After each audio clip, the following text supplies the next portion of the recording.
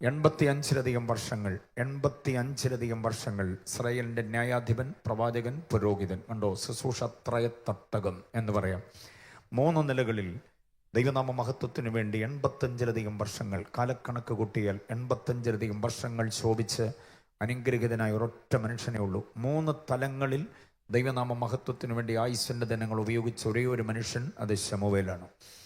പ്രവാചകൻ മാത്രമായിരുന്നു, പുരോഹിതൻ മാത്രമായിരുന്നു, ന്യായാധിപൻ മാത്രമായിരുന്നു. പക്ഷേ പ്രവാചകന്, ന്യായാധിപന്, പുരോഹിതന് ഈ 3 ശുശ്രൂഷകളും ഒരേപോലെ ചെയ്ത് അനുഗ്രഹീതനായ ദൈവദാസൻ, ഉത്തമൻ, ഊർജ്ജസ്വലതയുള്ളവൻ, സാമർഥ്യമുള്ളവൻ, സമർപ്പണമുള്ളവൻ, ദാൻ മുതൽ ബേർശേബ വരെയുള്ള സമസ്ത ഭൂമികകളും ചുറ്റി സഞ്ചരിച്ച് ന്യായപാലനം ചെയ്ത് അനുഗ്രഹീത ന്യായാധിപൻ, മഹാസമുദ്രം മുതൽ മഹാമരുഭൂമി വരെയുള്ള എല്ലാ എലുകയും ചുറ്റി സഞ്ചരിച്ച് 12 ഗോത്രങ്ങളുടെയും സമസ്ത പ്രശ്നങ്ങളെയും പരിഹരിക്കുന്നതിൽ അതീവ ജാഗ്രതയുള്ള അനുഗ്രഹീതനായിരിക്കുന്ന ഒരു കർത്തൃദാസൻ. പക്ഷേ പ്രായാധിക്യത്തിലെത്തിയപ്പോൾ ഇസ്രായേലിൻ്റെ നേതാക്കന്മാർ, ഗോത്രത്തലവന്മാർ, അവരെല്ലാവരും കൂടി ഒരുമിച്ച് അദ്ദേഹത്തിൻ്റെ വീട്ടുമുറ്റത്ത് വന്നിട്ട് അദ്ദേഹത്തിൻ്റെ മുഖത്ത് നോക്കി പറയുന്നൊരു കാര്യം, ഞങ്ങൾക്കൊരു രാജാവിനെ വാഴിച്ചു തരണം. അദ്ദേഹം ഗദ്ഗതത്തോട് ചോദിച്ചു, എന്തേ എന്നെ തള്ളി, ദൈവത്തെ തള്ളി, ഇപ്പം നിങ്ങൾക്ക് ജാതികൾക്കുള്ളതുപോലെ രാജാവിനെ വേണമെന്ന് ആവശ്യപ്പെടുന്നതിൻ്റെ കാരണം എന്താ? ഞാൻ എന്തെങ്കിലും അവിശ്വസ്തത കാണിച്ചു?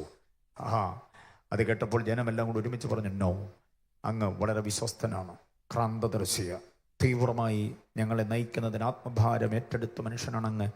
ഒരു നയപൈസയ്ക്കും അങ്ങ് ഞങ്ങളോട് അവിശ്വസ്തത കാട്ടിയിട്ടില്ല. പിന്നെന്തിനാ എന്നെ തള്ളി വേറെ രാജാവിനെ വേണമെന്ന് പറഞ്ഞത്? അവർ പറഞ്ഞ വാചകം ഒരു ദൈവദാസനം സഹിക്കുന്നതല്ല, ബോധം കെട്ട് തറ വീഴും. ആ വാചകം എന്നെ വളരെയധികമായി സ്വാധീനിച്ചിട്ടുണ്ട്. അതുകൊണ്ട് തന്നെ തലമുറകളെ പരിചരിക്കുവാൻ കർത്താവ് വിശേഷമായൊരു ആത്മഭാരം തന്നു. അദ്ദേഹം കേട്ട വാചകം എന്താണെന്നറിയാമോ? നീ വിശ്വസ്തനാ, പക്ഷേ നിന്റെ മക്കൾ നിന്റെ വഴിയിലല്ല. നിന്റെ മക്കൾ നിന്റെ വഴിയിലല്ല എന്ന് കേട്ട് ഒരേ ഒരു ദൈവദാസൻ ശമൂവേൽ തന്നെയാണ്. അനേക ദൈവദാസന്മാരുടെ മക്കൾ പിഴച്ചു പോയിട്ടുണ്ട്, പക്ഷേ ശമൂവേൽ അത് നേരിട്ട് കേൾക്കുന്നു, നിന്റെ മക്കൾ നിന്റെ വഴിയിലല്ല. സ്തോത്രം. ഞാൻ പറഞ്ഞ എത്ര പേർക്ക് മനസ്സിലാകുന്നുണ്ട്? ഇന്ന് രാത്രിയിൽ എന്നെ ശ്രദ്ധിക്കുന്ന സകല മമ്മിമാരും സകല പപ്പമാരും ശ്രദ്ധിക്കണം. നിങ്ങളുടെ മക്കൾ നിങ്ങളുടെ കാലം കഴിഞ്ഞാലും നിങ്ങളുടെ വഴിയിൽ തുടരുന്നവരാകണം. നിങ്ങൾ തുടങ്ങി വെച്ച ശുശ്രൂഷയുടെ പിന്തുടർച്ചക്കാരായിട്ട് അവർ മാറണം. നിങ്ങളുടെ വിയർപ്പിൻ്റെ മണം പറ്റിയ പുസ്തകം വഹിക്കുന്നവരായിട്ട് അവർ മാറണം. നിങ്ങൾ നിന്ന വേദിയിൽ നിങ്ങൾക്ക് പകരം അവർ ശബ്ദിക്കണം. നിങ്ങൾ പോയതിനേക്കാൾ കൂടുതൽ ദൂരം അവർ സുവിശേഷത്തിന് വേണ്ടി പോകണം. നിങ്ങൾ അറിഞ്ഞതിനേക്കാൾ അറിയിച്ചതിനേക്കാൾ കൂടുതൽ വചനത്തിൻ്റെ വിചിന്തനങ്ങൾ അവരറിയിക്കുന്നവരാകണം. അത് അഭിമാനമുണ്ട്, സന്തോഷമുണ്ട്. കർത്താവിൻ്റെ ദാസൻ അങ്ങനെ ഒരു ശുശ്രൂഷയും കൂടെ സമയപരിധിക്കകത്ത് നിന്നുകൊണ്ട് ചെയ്തതിൽ ഞാൻ വളരെ അഭിമാനിക്കുന്നു. പിതൃതുല്യമായ നിലയിൽ അത് ചെയ്തതുകൊണ്ട് ഹൃദയത്തിൽ നിന്ന് വളരെയധികമായ നന്ദിയും സ്നേഹവും വന്ദനവും എൻ്റെ കുഞ്ഞിനു വേണ്ടി ഒന്ന് പ്രാർത്ഥിക്കാൻ അദ്ദേഹം കാണിച്ച നല്ല മനസ്സ് ഓർത്ത് ഞാൻ ദൈവത്തിന് സ്തോത്രം ചെയ്യുന്നു. ആ ഒരു പിതൃവാത്സല്യത്തിൻ്റെ തട്ടിത്തലോടൽ തഴുകൽ ഇവിടെ ചർച്ചിലുള്ള കുഞ്ഞുങ്ങളെല്ലാം അനുഭവിക്കുന്നു എന്ന് ഞാൻ പൂർണ്ണമായും വിശ്വസിക്കുന്നുണ്ട്. അവരോടൊപ്പം നിന്ന് ആരാധിക്കാൻ, അവരെ പരിചരിക്കാനൊക്കെ അദ്ദേഹം കാട്ടുന്ന മനസ്സുണ്ടല്ലോ, അത് ഏറ്റവും വലിയൊരു അനുഭവം തന്നെയാണ്. കർത്താവ് അനുഗ്രഹിക്കട്ടെ. പ്രിയ മോന് MTH എന്ന കോഴ്സ് ചെയ്യാനുള്ള തുടക്കത്തിലാണ്. നിങ്ങൾ അദ്ദേഹത്തിന് വേണ്ടി പ്രാർത്ഥിക്കണം. കുടുംബസ്ഥനാണ്. അവരെ ഇരുവരെയും ഓർത്ത് നിങ്ങൾ പ്രാർത്ഥിക്കണമെന്ന കാര്യം ഓർമ്മപ്പെടുത്തുകയാണ്. ഇളയൊരു മകനും കൂടിയുണ്ട്. കർത്താവിൻ്റെ വേലയിൽ ഞങ്ങളോടൊപ്പം ചർച്ചിൽ അസോസിയേറ്റ് ആയിട്ടൊക്കെ പ്രവർത്തിക്കുന്നുണ്ട്. അപ്പോൾ തന്നെ ഒരു ചെറിയ ജോലിയോടുള്ള ബന്ധത്തിൽ കൊച്ചിയിലായിരിക്കുന്നു. എൻ്റെ പ്രിയപ്പെട്ടവൾ ഞങ്ങളുടെയൊക്കെ ശുശ്രൂഷയ്ക്ക് വേണ്ടി വളരെ ഉപവാസത്തോടെ പ്രാർത്ഥനയോടെ നിൽക്കുന്നൊരു കർത്തൃദാസിയാണ്. വിവരങ്ങൾ ഞാൻ പറഞ്ഞത് കർത്താവിൻ്റെ ദാസൻ അങ്ങനെ ഒരു ശുശ്രൂഷ എൻ്റെ കുഞ്ഞിന് വേണ്ടി ചെയ്തതിൻ്റെ സന്തോഷത്തിലാണ്. നിങ്ങളുടെ വലിയൊരു പ്രാർത്ഥനയിൽ വഹിക്കണമെന്ന കാര്യം പ്രത്യേകം ഓർമ്മപ്പെടുത്തുന്നു. നിങ്ങളെല്ലാവരെയും കർത്താവിൻ്റെ ദാസനുമായിട്ട് പരിചയപ്പെട്ട കാലം മുതൽ തന്നെ അദ്ദേഹം ചെയ്യുന്ന ശുശ്രൂഷയും അദ്ദേഹത്തിൻ്റെ ചർച്ചിനെയും പ്രവർത്തനങ്ങളെയും പ്രാർത്ഥനയിൽ എന്നുമല്ലെങ്കിലും മിക്കപ്പോഴും വഹിപ്പാൻ കഴിഞ്ഞിട്ടുണ്ട്. വിശേഷിച്ച് അടുത്ത നാളുകളിൽ താൻ പറഞ്ഞതുപോലെ ചില മാസങ്ങൾക്ക് മുൻപ് ഞങ്ങൾക്ക് ഒരുമിച്ച് സൗദിയിൽ ഒരു വേദിയിൽ നിൽപ്പാൻ കർത്താവ് ഭാഗ്യം തന്നു. അതൊക്കെ ഓർത്ത കർത്താവിന് സ്തോത്രം. അധികം വൈകാതെ വീണ്ടും ഇവിടെ എത്തുവാൻ അവസരമുണ്ടായതിൽ കർത്താവിന് സ്തോത്രം ചെയ്യുന്നു. നിങ്ങളെയൊക്കെ കാണാൻ കഴിഞ്ഞതിൽ വളരെ സന്തോഷം. അല്പസമയം ദൈവത്തിൻ്റെ വചനം നിങ്ങളുമായി പങ്കുവയ്ക്കുന്നു. അനുവദിച്ച നേരത്തിനുള്ളിൽ അതിനാധാരമായി വായിച്ച വാക്യത്തിലേക്ക് നേരെ പ്രവേശിക്കുന്നു. ദൈവത്തിൻ്റെ പരിശുദ്ധാത്മാവെന്ന നല്ല അധ്യാപകൻ വേണ്ടും പോലെ പൊരുളുകൾ നമുക്ക് വ്യക്തമായി വിഭജിച്ച് വിളമ്പി വാഴ്ത്തിത്തരേണ്ടതിനും അങ്ങനെ വാഴ്ത്തിത്തരുന്നവ നമ്മുടെ ആത്മീക ജീവിതത്തിൻ്റെ അഭിവൃദ്ധിക്ക് കാരണമായി തീരേണ്ടതിനും കർത്താവ് കൃപ ചെയ്യുമാറാകട്ടെ. ആദ്യം ഒരു 5 ചിന്തകൾ നിങ്ങളുടെ ശ്രദ്ധയിലേക്ക് കുറിച്ചെടുത്ത് പഠിക്കാൻ പാകമായ നിലയിൽ. ഓർത്തിരിക്കുമെന്നൊന്നും ചിന്തിക്കരുത്, കുറിക്കണം, എന്നിട്ട് അതിനെ വീണ്ടും പഠനം നടത്താനിടയാകണം. 5 വിചാരങ്ങൾ നിങ്ങളുടെ ശ്രദ്ധയിലേക്ക് പാകിവയ്ക്കാൻ ആഗ്രഹിക്കുകയാണ്. ഒന്നാമത്തെ ചിന്ത, പ്രാർത്ഥിക്കുന്നവൻ ദൈവത്തോട് സംസാരിക്കുന്നു. എത്ര പേര് സമ്മതിക്കുന്നുണ്ടോ വാചകം? പ്രാർത്ഥിക്കുന്നവൻ ദൈവത്തോട് സംസാരിക്കുന്നു. ഒന്നാമത്തെ വാചകം മറക്കരുത്. രണ്ടാമത്തേത്, വേദപുസ്തകം വായിക്കുന്നവനോട് ദൈവം സംസാരിക്കുന്നു.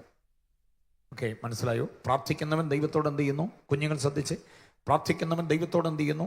സംസാരിക്കുന്നു. വേദപുസ്തകം വായിക്കുന്നവനോട് ദൈവം സംസാരിക്കുന്നു. അപ്പൊ ഇത് രണ്ടും മുടക്കമില്ലാതെ തുടർന്നു പോകുന്നതാണ് ആത്മീയ ജീവിതത്തിന്റെ വിജയം. ചിലർ ഭയങ്കര പ്രാർത്ഥനക്കാരാ, പക്ഷെ വേദോസം വായിക്കുകയില്ല. ചിലർ വേദോസം ആദ്യോടെന്തോ ഇരുന്നങ്ങ് വായിക്കും. ഞാനൊരാഴ്ച കൊണ്ട് വേദോസ്തം വായിച്ചു, 1 മാസം കൊണ്ട് വായിച്ചു തീർന്നു, 1 വർഷം കൊണ്ട് വായിച്ചു തീർന്നു എന്നൊക്കെ അവകാശപ്പെടാറുണ്ട്. പ്രാർത്ഥന അത്രയും നീളത്തിലുണ്ടോ? ഇല്ല. ഇത് രണ്ടും സമഞ്ജസമായി സമ്മേളിപ്പിക്കപ്പെടുമ്പോഴാണ് ആത്മീക ജീവിതം ഭംഗിയുള്ളതായി മാറുക. നാം പ്രാർത്ഥിക്കുമ്പോൾ ദൈവത്തോട് എന്ത് ചെയ്യുന്നു? സംസാരിക്കുന്നു. വേദപുസ്തകം വായിക്കുമ്പോൾ ദൈവം നമ്മോട് എന്ത് ചെയ്യുന്നു? സംസാരിക്കുന്നു. മൂന്നാമത്തെ വാചകം, നാം ഉപവസിക്കുമ്പോൾ ദൈവത്തോട് കൂടെ വസിക്കുകയാണ്. ഉപവസിക്കുന്ന ഒരാൾ ഭാര്യയോടുകൂടെയല്ല, ഭർത്താവിനോടുകൂടെയല്ല, മക്കളോടുകൂടെയല്ല, മാതാപിതാക്കളോടുകൂടെയല്ല, പിന്നെ ആരോടുകൂടെ വസിക്കുന്നു?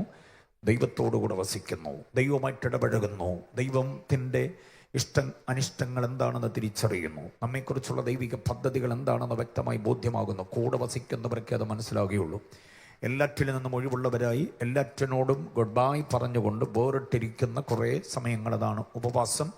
അങ്ങനെ ഉപവസിക്കുന്നവർ ദൈവത്തോട് കൂടെ എന്ത് ചെയ്യുന്നു? വസിക്കുന്നു. ഓക്കെ, നാലാമത്തെ വാചകം അറിയണം. ദൈവത്തിൻ്റെ വചനം പഠിക്കുന്നവൻ ദൈവത്തെ അനുഭവിച്ചറിയുന്നു. വചനം പഠിക്കുന്നവൻ ദൈവത്തെ എന്ത് ചെയ്യുന്നു? അറിയുകയല്ല, പകരം അനുഭവിച്ചറിയുന്നു. Taste and see that the Lord is good. അനുഭവിച്ച് രുചിച്ചറിയുക. എന്തോ ചെയ്താൽ? വചനം പഠിച്ചാൽ. ഓളത്തിൻ്റെ പരപ്പിൽ മാത്രം ഇങ്ങനെ പോകുന്നവരാകരുത്. വചനത്തെ ആഴത്തിൽ എന്തോ ചെയ്യണം? ആഴത്തിൽ പഠിക്കുന്നവരാകണം. സൂക്ഷ്മമായി, ഫ്രം ദ ബിഗിനിങ്, എല്ലാം ആദ്യം മുതൽ പരിശോധിച്ച് സൂക്ഷ്മമായി പഠിക്കുന്നവരാകണമെന്ന വചനം ഉദ്ഘോഷിക്കുന്നുണ്ട്. യെശയ്യാപ്രവചനം 34:16 വാക്യത്തിൽ പറയുന്നത് വചനത്തെ അന്വേഷിച്ച് പഠിക്കണമെന്നാണ്. എങ്ങനെ പഠിക്കണമെന്ന്? അന്വേഷിച്ച് പഠിക്കണം. യഹോവയുടെ പുസ്തകത്തിൽ അന്വേഷിച്ച് വായിച്ചു നോക്കണം. ഓക്കെ, അടുത്തത് എസ്രായുടെ പുസ്തകം 7-ാം അധ്യായം 10-ാം വാക്യത്തിൽ പറയുന്നു, യഹോവയുടെ പുസ്തകത്തെ പരിശോധിച്ച് പഠിക്കണം. പരിശോധിച്ച് പഠിക്കണം. അപ്പം ദൈവത്തെ അനുഭവിച്ചറിയണമെങ്കിൽ അന്വേഷണ ബുദ്ധിയോടെ പഠിക്കണം. 1. 2, പരിശോധിച്ച് പഠിക്കാനിടയാകണം. പരിശോധിച്ച് പഠിക്കണം. ലൂക്കോസിന്റെ സുവിശേഷം 1-ാം അധ്യായം അതിൻ്റെ 2-3 വാക്യങ്ങളിൽ പറയുന്നു, ആദ്യം മുതൽ സകലതും സൂക്ഷ്മമായി പരിശോധിച്ച് പഠിക്കണം. ആദ്യം മുതൽ സർവം, ഫ്രം ദ ബിഗിനിങ്. കണ്ടോ? വചനത്തിൻ്റെ എല്ലാം ആദ്യം മുതൽ അതിൻ്റെ തനിമയോടെ. 2-ാമത്തെ വാക്യത്തിലൂടെ കാര്യം കൂടെ പറയുന്നുണ്ട്. എന്താ പറയുന്നതെന്ന് അറിയാമോ? നിശ്ചയമുള്ളവ, ക്രമമായി, ആദ്യം മുതൽ, സൂക്ഷ്മമായി. അങ്ങനെ കുറെ പദപ്രയോഗങ്ങളുണ്ട്. അങ്ങനെയൊക്കെയാണ് വചനം പഠിക്കുക. അങ്ങനെ വചനം പഠിക്കുമ്പോൾ നാം ദൈവത്തെ എന്തോ ചെയ്യുകയാണ്? അനുഭവിച്ചറിയുകയാണ്. ഓക്കെ, 5-ാമത്തെ ചിന്ത പഠിച്ചോണം. 5-ാമത്തെ ആലോചന. ഞാൻ വാക്യത്തിലേക്ക് പ്രവേശിക്കുന്നതിന് മുമ്പ് 5 ചിന്തകളെ പാകി വയ്ക്കുന്നത് അതിനെ ബേസ് ചെയ്തുകൊണ്ട് അതിൻ്റെ മീതെ ഇനി ഞാൻ ഈ വാക്യവുമായി ബന്ധപ്പെട്ട ചിന്തകളെ പണിയുവാൻ ആഗ്രഹിക്കുകയാണ്. 5-ാമത്തെ സംഗതി എന്ന് പറയുന്നത്, ആരാധിക്കുന്നവൻ ദൈവത്തിന് വിളമ്പുന്നു എന്നതാണ്. നമ്മുടെ അത്യുന്നതനായ ദൈവം, മഹോന്നതനായ ദൈവം, മഹത്വ സിംഹാസനസ്ഥനായ ദൈവം, സർവശക്തൻ, സർവജ്ഞാനി, സർവവ്യാപി, സർവാധികാരി, നിത്യൻ ആയ ദൈവം നമ്മുടെ ഇടയിൽ ഭക്ഷണത്തിനിരിക്കുന്നതാണ് ആരാധനയുടെ നേരം. അപ്പോൾ ആ ദൈവത്തിന് ഇഷ്ടം പോലെ നമുക്ക് എന്ത് ചെയ്യാൻ പറ്റണം? വിളമ്പാൻ പറ്റണം. നമ്മുടെ ചിക്കനും മട്ടനും കഞ്ഞിയും ചോറും ഒന്നും ദൈവത്തിന് വേണ്ട. പിന്നെ എന്തോ ദൈവത്തിന് വേണ്ടത്? സ്തുതി, സ്തോത്രം, മഹത്വം, പുകഴ്ച. കണ്ടോ? ദൈവം ആരാണെന്ന് ദൈവത്തോട് പറയുന്നതാണ് ആരാധന. ഉപവസിച്ച് അങ്ങോട്ട് പറയാൻ തുടങ്ങിയാൽ ഭയങ്കര സന്തോഷമായി. ദൈവമേ, അങ്ങ് മഹോന്നതനാണ്, അങ്ങ് മഹത്വ സിംഹാസനത, അങ്ങൻ്റെ കോട്ടയ, എൻ്റെ ശരണമ, എൻ്റെ ശൈലമ, എൻ്റെ പരിചയ, എൻ്റെ പ്രാണന, എൻ്റെ എല്ലാമാണെന്ന് ദൈവത്തോടങ്ങ് പറയണം തുടർമാനമായി. അങ്ങനെ അങ്ങോട്ട് വിളമ്പണം ദൈവത്തിന് മഹത്വം. അവിടെയാണ് ദൈവം സംപ്രീതനാകുന്നത്. സ്തോത്രം. ആർക്കാ നമ്മൾ വിളമ്പുന്നത്? കൂടുതൽ നമ്മൾ വിളമ്പുന്നത് ആർക്കാ? ഇഷ്ടമുള്ളവർക്ക് വിളമ്പാൻ എന്നാ ഒരു സന്തോഷമാണെന്നറിയാമോ? കഴിക്ക് പാസേ, കഴിക്ക്, ഒരു കഷ്ണം കൂടെ കഴിക്ക് പാസ, അല്പം കൂടെ കഴിക്ക്, ഇത് പാസക്ക് വേണ്ടി ഉണ്ടാക്കിയതാന്നൊക്കെ പറഞ്ഞ് ഞങ്ങളെ കൊണ്ട് കഴിപ്പിക്കാൻ എന്നാ സന്തോഷമാണ്. അത്രയ്ക്ക് താല്പര്യമുള്ളത് കൊണ്ടല്ലേ. അങ്ങനെ ഈ താല്പര്യമില്ലാത്ത അമ്മയും മോനും ഒക്കെ ഉണ്ടാവും. മോനോട് വലിയ താല്പര്യമൊന്നുമില്ല. മോൻ പറയാം, മമ്മി വിശക്ക്, എടാ അവിടെ എടുത്ത് വെച്ചിട്ടുണ്ട്, എടുത്ത് കഴിക്ക് വേണമെങ്കിൽ. അങ്ങനെ പറയുന്ന മമ്മിമാരുണ്ട്. അവർ തമ്മിൽ അത്ര ആന്തരിക സുഖമല്ലാത്തതുകൊണ്ടാണ്. പക്ഷേ സന്തോഷമുള്ള കുഞ്ഞിനു വേണ്ടി വിളമ്പാൻ അമ്മയ്ക്ക് എന്നാ സന്തോഷമാണെന്നറിയാം. ഒരു ഉരുളയും കൂടെ മോനെ, ഒന്നുകൂടെ, ഒറ്റ കഷ്ണം കൂടെ, ഇതൂടെ കഴിച്ചാൽ മമ്മി ഒരു ഗിഫ്റ്റ് വെച്ചിട്ടുണ്ടെന്നൊക്കെ പറഞ്ഞു എന്തെല്ലാം പറഞ്ഞാൽ കുഞ്ഞിനെ കൊണ്ട് തെറ്റിക്കുന്നത്. കാരണം അത്രയ്ക്ക് വലിയ സന്തോഷമാണ്.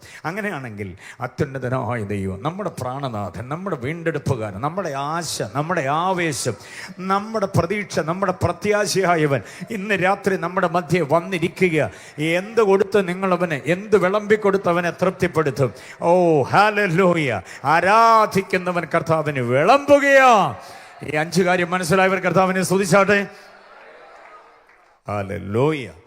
ഇനി നമ്മൾ വാക്യത്തിലേക്ക് നേരെ പ്രവേശിക്കുകയാണ്. ആ വാക്യവുമായി ബന്ധപ്പെട്ട അഭിഷേകം എന്നൊരു വിഷയമാണ് നിങ്ങളുടെ ശ്രദ്ധയിലേക്ക് നൽകാൻ ആഗ്രഹിക്കുക. അഭിഷേകം. ഹല്ലേലൂയ! കർത്താവിനാൽ പ്രാപിച്ച അഭിഷേകം എവിടെ വസിക്കുന്നു?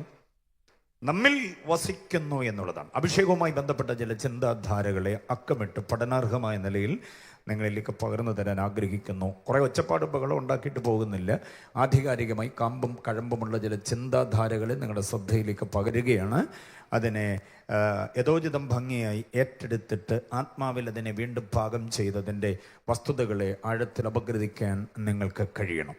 അഭിഷേകം നമ്മിൽ അധിവാസം ചെയ്യുന്നു. അഭിഷേകം ദൈവം കൈമാറുകയാണ് ഇന്ന് രാത്രി ചില വ്യക്തികളിലേക്ക്. ബഹുദൂരം യാത്ര ചെയ്ത് ഇവിടെ എത്തിച്ചേർന്നിട്ടുള്ള പ്രിയപ്പെട്ടവർ, അവർ വിഭാവന ചെയ്തതിനേക്കാൾ അപ്പുറമായ ചില നേട്ടങ്ങളുമായി മടങ്ങിപ്പോകും ഈ ദിവസങ്ങളിൽ. വിശ്വസിക്കുന്നവർ എത്ര പേരുണ്ട്? 18ാമത് രാത്രിയിൽ അങ്ങനെ ചില കാര്യങ്ങൾ സംഭവിക്കാനിടയായിത്തീരും. പ്രതീക്ഷയോടെ, വലിയ ആവലോടിരിക്കുന്നവരുടെ നേരെ ദൈവത്തിൻ്റെ ചില നിയോഗങ്ങൾ വന്നു വീഴും. അതിനെ ഏറ്റെടുത്തുകൊള്ളണം. ഞാനൊരു സംഭവം പറയാം, ശ്രദ്ധിച്ചു കേട്ടോണം. ഇസ്രായേലിൻ്റെ നാട്ടു നടപ്പനുസരിച്ച് ഒരു വ്യക്തി വാർദ്ധക്യത്തിലെത്തുമ്പോഴേക്കും അദ്ദേഹത്തിൻ്റെ പേരിൽ തീരെഴുതി കെട്ടിയിട്ടുള്ള ജന്മാവകാശങ്ങൾ, സ്ഥാവര ജംഗമ വസ്തുക്കളെല്ലാം അദ്ദേഹം ഏതാണ്ട് വാർദ്ധക്യത്തിലെത്തി, ഇനിയിപ്പോൾ ഇതൊന്നും വെച്ച് നടത്തുകൊണ്ട് പോകാൻ ആവതില്ല എന്ന ഒരു ഘട്ടം എത്തുമ്പോൾ അദ്ദേഹം അത് തൻ്റെ മക്കൾക്ക് തുല്യമായി വീതിച്ചു കൊടുക്കണം. ആക്ഷേപമില്ലാത്ത വിധം വീതിച്ചു കൊടുക്കണം. മക്കളില്ലാത്ത ഒരാളാണെങ്കിൽ, ആൺമക്കളെ ഉള്ളെങ്കിൽ ആൺമക്കൾക്ക്, പെൺമക്കളാണെങ്കിൽ പെൺമക്കൾക്ക്, ആൺമക്കളും പെൺമക്കളും ഉണ്ടെങ്കിൽ തുല്യമായി അവർക്ക് വീതിച്ചു കൊടുക്കണം. മക്കളില്ലാത്ത ഒരാളാണ് ഈ സ്വത്തിനുടമയെങ്കിൽ അദ്ദേഹം തൻ്റെ സഹോദരന്മാരെ വിളിച്ചിട്ട് അവർക്കത് തൻ്റെ ഇഷ്ടം പോലെ വീതിച്ചു കൊടുക്കണം, സ്വത്ത് മുതലുകൾ. ഇനിയും അദ്ദേഹത്തിന് മക്കളുമില്ല, സഹോദരങ്ങളും ഇല്ലെങ്കിൽ എന്ത് ചെയ്യണം? അദ്ദേഹത്തിൻ്റെ പിതൃ സഹോദരന്മാരുണ്ടാവും, അപ്പൻ്റെ സഹോദരന്മാർ. അവർക്കാർക്കെങ്കിലും അത് കൈമാറണം. കൈമോശം വരാതിരിക്കാൻ അത് കൈമാറണം. ഇനി അദ്ദേഹത്തിന് മക്കളുമില്ല, സഹോദരങ്ങളുമില്ല, അദ്ദേഹത്തിൻ്റെ പിതൃ സഹോദരങ്ങളുമില്ല എങ്കിൽ അതാർക്ക് കൈമാറണം? ചർച്ചയിൽപ്പെട്ട ആർക്കെങ്കിലും, ബന്ധുജനങ്ങളിൽ ആർക്കെങ്കിലും ഇഷ്ടമുള്ള ഒരാൾക്ക് അത് കൊടുക്കണം. ഇങ്ങനെയാണ് ഇസ്രായേലിൻ്റെ നാട്ടു നടപ്പ്. ഇത്രയും കാര്യങ്ങൾ സംഖ്യാപുസ്തകത്തിൽ പറഞ്ഞു വെച്ചിട്ടുണ്ട്. മക്കളുണ്ടെങ്കിൽ മക്കൾ കൊടുക്കണം, മക്കളില്ലെങ്കിൽ സഹോദരങ്ങൾ കൊടുക്കണം, സഹോദരങ്ങളില്ലെങ്കിൽ അത് പിതൃ സഹോദരൻ കൊടുക്കണം, പിതൃ സഹോദരൻ ഇല്ലെങ്കിൽ ബന്ധുമിത്രാദികൾ, ചർച്ചക്കാരിൽ ആർക്കെങ്കിലും ഒരാൾ കൊടുക്കണം. ഇത്രയും പകർന്നു വെച്ചിട്ടുണ്ട്. ഇനി വേറൊരു സാഹചര്യം ശ്രദ്ധിക്കണം. ഒരാൾക്ക് മക്കളുമില്ല, സഹോദരങ്ങളുമില്ല, പിതൃ സഹോദരന്മാരുമില്ല, ചാർച്ചക്കാരുമില്ല, ഒറ്റയാനായ ഒരു മനുഷ്യൻ. അദ്ദേഹത്തിൻ്റെ കയ്യിൽ വിലപ്പെട്ട എന്തോ ഉണ്ട്. ഇത് മരണത്തിന് മുമ്പേ ആരെ ഏൽപ്പിക്കും? പുസ്തകം തപ്പിയാൽ അങ്ങനെ ഒരു വ്യവസ്ഥ എങ്ങും കാണുന്നതേയില്ല. അപ്പോൾ പിന്നെ എന്താ ചെയ്യുക? എന്ത് ചെയ്യണമെന്നുള്ളതിനെക്കുറിച്ച് അന്നത്തെ ബുദ്ധിമാന്മാരായിരിക്കുന്ന നാട്ടുകാരെല്ലാം കൂടി തീരുമാനിച്ചെടുത്ത ഒരു നാട്ടു നടപ്പിൻ്റെ രീതിയുണ്ട്. അതെന്തോ വന്നറിയാമോ? ഇദ്ദേഹം എന്നും രാവിലെ, ഏതെങ്കിലും ഒരു ദിവസം രാവിലെ ഉണർന്നിട്ട് ഇതെല്ലാം കൈമാറ്റം ചെയ്യണമല്ലോ, ഇനിയും വെച്ച് നടത്താൻ പറ്റില്ല, ആർക്കെങ്കിലും കൊടുക്കണം. അതിനുവേണ്ടി ആർക്കാണിത് കൊടുക്കേണ്ടത് എന്നുള്ളതിന് വേണ്ടി അദ്ദേഹം രാവിലെ എഴുന്നേറ്റ് കുളിച്ച് വൃത്തിയായി തൻ്റെ ഒരു 2ാം മുണ്ടെടുത്ത് തോളത്തിട്ടുണ്ട് നാട്ടുപാതയിലൂടെ നടക്കും. എതിർപ്പെട്ട് വരുന്ന എല്ലാവരും താൻ സൂക്ഷിച്ചു നോക്കും. ധൃതിക്ക് നടന്നു പോകുന്നവരെ, ഹായ് ഗുഡ് മോർണിംഗ് ഒക്കെ പറഞ്ഞു പോകുന്നവരെ സൂക്ഷിച്ചു നോക്കും. ഇരുവശങ്ങളിലും പല ജോലികളിൽ ഏർപ്പെട്ട് നിൽക്കുന്നവരെയൊക്കെ സൂക്ഷിച്ച് നോക്കി അദ്ദേഹം പോകും. ഈ എതിരെ വരുന്നയാളോ ഏതെങ്കിലും വശത്ത് ജോലി ചെയ്തുകൊണ്ട് നിൽക്കുന്ന ഒരാളിനെയോ ഇദ്ദേഹത്തിൻ്റെ മനസ്സുകൊണ്ട് അങ്ങ് ഇഷ്ടമായാൽ എന്തോ ചെയ്യുമെന്നറിയാമോ? ഈ 2ാം മുണ്ട് തോളത്തൊന്നെടുത്ത് ചുരുട്ടി ആ വ്യക്തിയുടെ നേരെ എറിഞ്ഞു കൊടുക്കും. അത് കൃത്യമായിട്ട് ആ വ്യക്തിയുടെ ദേഹത്തിൽ നിന്ന് വീഴും. ഏതോ തൊഴിലിൽ ഏർപ്പെട്ടുകൊണ്ട് നിന്ന ഒരു മനുഷ്യൻ, നടന്നുപോയി ഒരു മനുഷ്യൻ്റെ ദേഹത്തോടൊരു ഷാള്, ഒരു പുതപ്പ് വന്ന് വീണപ്പോൾ അദ്ദേഹം ഇങ്ങനെ അന്തം വിട്ട് നോക്കും. എവിടുന്നാ എന്നറിയാൻ വേണ്ടി നോക്കുമ്പോൾ ഇതെറിഞ്ഞിട്ട് കൊടുത്ത ആള് അവിടെ നിന്നൊരു കൈയാണ് ഇങ്ങനെ വീശി. ഞാനത് എറിഞ്ഞു തന്നത്. ആ കൈവീശി കാണിക്കുന്നതിൻ്റെ അർത്ഥം എന്താണെന്നറിയാമോ? ഇതുവരെ എൻ്റെ പേരിലുള്ള സകല സ്ഥാവര ജംഗമ വസ്തുക്കളും ഈ പുതപ്പ് നിന്റെ മീതെ വന്ന് വീണതുപോലെ അതിൻ്റെ അവകാശം നിന്റെ മേൽ വീണിരിക്കുന്നു. സ്തോത്രം. അപ്പൊ അദ്ദേഹത്തിന് സന്തോഷമാവും. ഈ പുതപ്പ് കിട്ടിയ ആള് അല്പം അഹന്തയൊക്കെ ഉള്ള ആളാണെങ്കിൽ ഈ പുതപ്പ് എറിഞ്ഞു കൊടുത്ത പുള്ളിയുടെ വസ്തുവക എന്തുവാണെന്ന് അദ്ദേഹത്തിന് അറിയാമെങ്കിൽ അദ്ദേഹം ആ പുതപ്പ് തിരിച്ച് ചുരുട്ടി അദ്ദേഹത്തിന് തന്നെ തിരിച്ചെറിഞ്ഞു കൊടുക്കുകയാണ്. നിങ്ങളുടെ ഔദാര്യം എനിക്ക് വേണ്ട, എനിക്ക് അത്യാവശ്യത്തിനെല്ലാം ഉണ്ട്, അതുകൊണ്ട് എന്നാ പിടിച്ചോ. അപ്പോൾ പിന്നെ ഈ പുള്ളിക്കാരൻ എന്തോ ചെയ്യുമെന്നറിയാമോ? ഈ പുതപ്പം കൊണ്ട് വീണ്ടും മുൻപോട്ട് ഇങ്ങനെ നടക്കും. ആരെങ്കിലും തനിക്കിഷ്ടമുള്ള ഒരാളിൻ്റെ നേരെ എറിഞ്ഞു കൊടുക്കും. ആരാണോ സ്വീകരിക്കുക അവർക്ക് ഇതിങ്ങനെ അങ്ങോട്ട് കൈവശ അവകാശം തീരെഴുതി കൊടുക്കുകയാണ്. സംഭവം മനസ്സിലായോ? ഇത് ഇസ്രായേലിലൊരു നാട്ടു നടപ്പ്. ഈ സംഭവം മനസ്സിലിങ്ങനെ വെക്കണം. കർത്താവിൻ്റെ വലിയൊരു ദാസന്റെ നേതൃത്വത്തിൽ നടന്നു വരുന്ന ഉപവാസ പ്രാർത്ഥനയുടെ 18ാമത് രാത്രിയിൽ ഒരു മഹാസംഭവം ഉണ്ടാകണം. ഈ നാട്ടു നടപ്പനുസരിച്ച് ഒരു ദൈവദാസൻ, അദ്ദേഹത്തിൻ്റെ അപ്പനാര, അമ്മയാര, സഹോദരങ്ങളാര, മക്കൾ, ഇതൊന്നിനെക്കുറിച്ചും വേദോസം ഒന്നും വേണ്ടുന്നേയില്ല. അദ്ദേഹത്തെക്കുറിച്ച് ആകെ പറയുന്ന ഒരേ ഒരു പ്രയോഗം, തിസ്ബിയിൽ നിന്നുള്ള തിസ്ബിനായി ഏലിയാവും. അത്രേ പറയുന്നുള്ളൂ. കുടുംബമില്ല, കുട്ടികളില്ല, ഒരാളുമില്ല, ഒറ്റ മനുഷ്യനോട് ഒറ്റയാനായ മനുഷ്യൻ. ഒരു ദിവസം രാവിലെ തൻ്റെ ഷോളും എടുത്ത് തോളിലിട്ടുകൊണ്ട് താൻ ഇങ്ങനെ നടന്നു പോകുമ്പോൾ എതിർപ്പെട്ട് വന്ന പലരെയും കണ്ടു. ഹായ് പറഞ്ഞവരെയൊക്കെ വിട്ടു. അങ്ങനെ അങ്ങോട്ട് പോകുമ്പോൾ ഒരു കണ്ടത്തിൽ 12 ജോഡി കാള ഒരുമിച്ച് നിന്നിങ്ങനെ ഉഴുതു മറിക്കുകയാണ്. ഓരോരുത്തരെ അദ്ദേഹം മാറി മാറി നോക്കി. 12ാമനെ നോക്കിയപ്പോൾ എന്തോ ഒരു പ്രത്യേകത. ഈ മുൻപേ പോകുന്ന 11 ജോഡി കാളയും ഉഴുതു മറിക്കുന്നതിന് ഫിനിഷ് ചെയ്തുകൊണ്ട് നന്നായിട്ട് ക്രമീകരിച്ചുകൊണ്ട് ഫൈനൽ ടച്ച് നടത്തിയാണ് ഈ 12ാമൻ പോകുന്നത്. അവൻ്റെ ഉത്തരവാദിത്വ ബോധം നന്നായി മനസ്സിലാക്കി. ചെറുപ്പക്കാരൻ കൊള്ളാം. പിന്നെ വേറെ ഒന്നും ചിന്തിച്ചില്ല. ആ റോഡരികിൽ നിന്നുകൊണ്ട് തൻ്റെ ശരീരത്തിട്ടിരുന്ന 2ാം മുണ്ടെടുത്ത് ചുരുട്ടി ആ 12ാമൻ്റെ തോളിലേക്ക് ഇട്ട് കൊടുത്തു. കൃത്യമായി അതൊരു ചെറുപ്പക്കാരൻ്റെ തോളിൽ ചെന്ന് വീണു.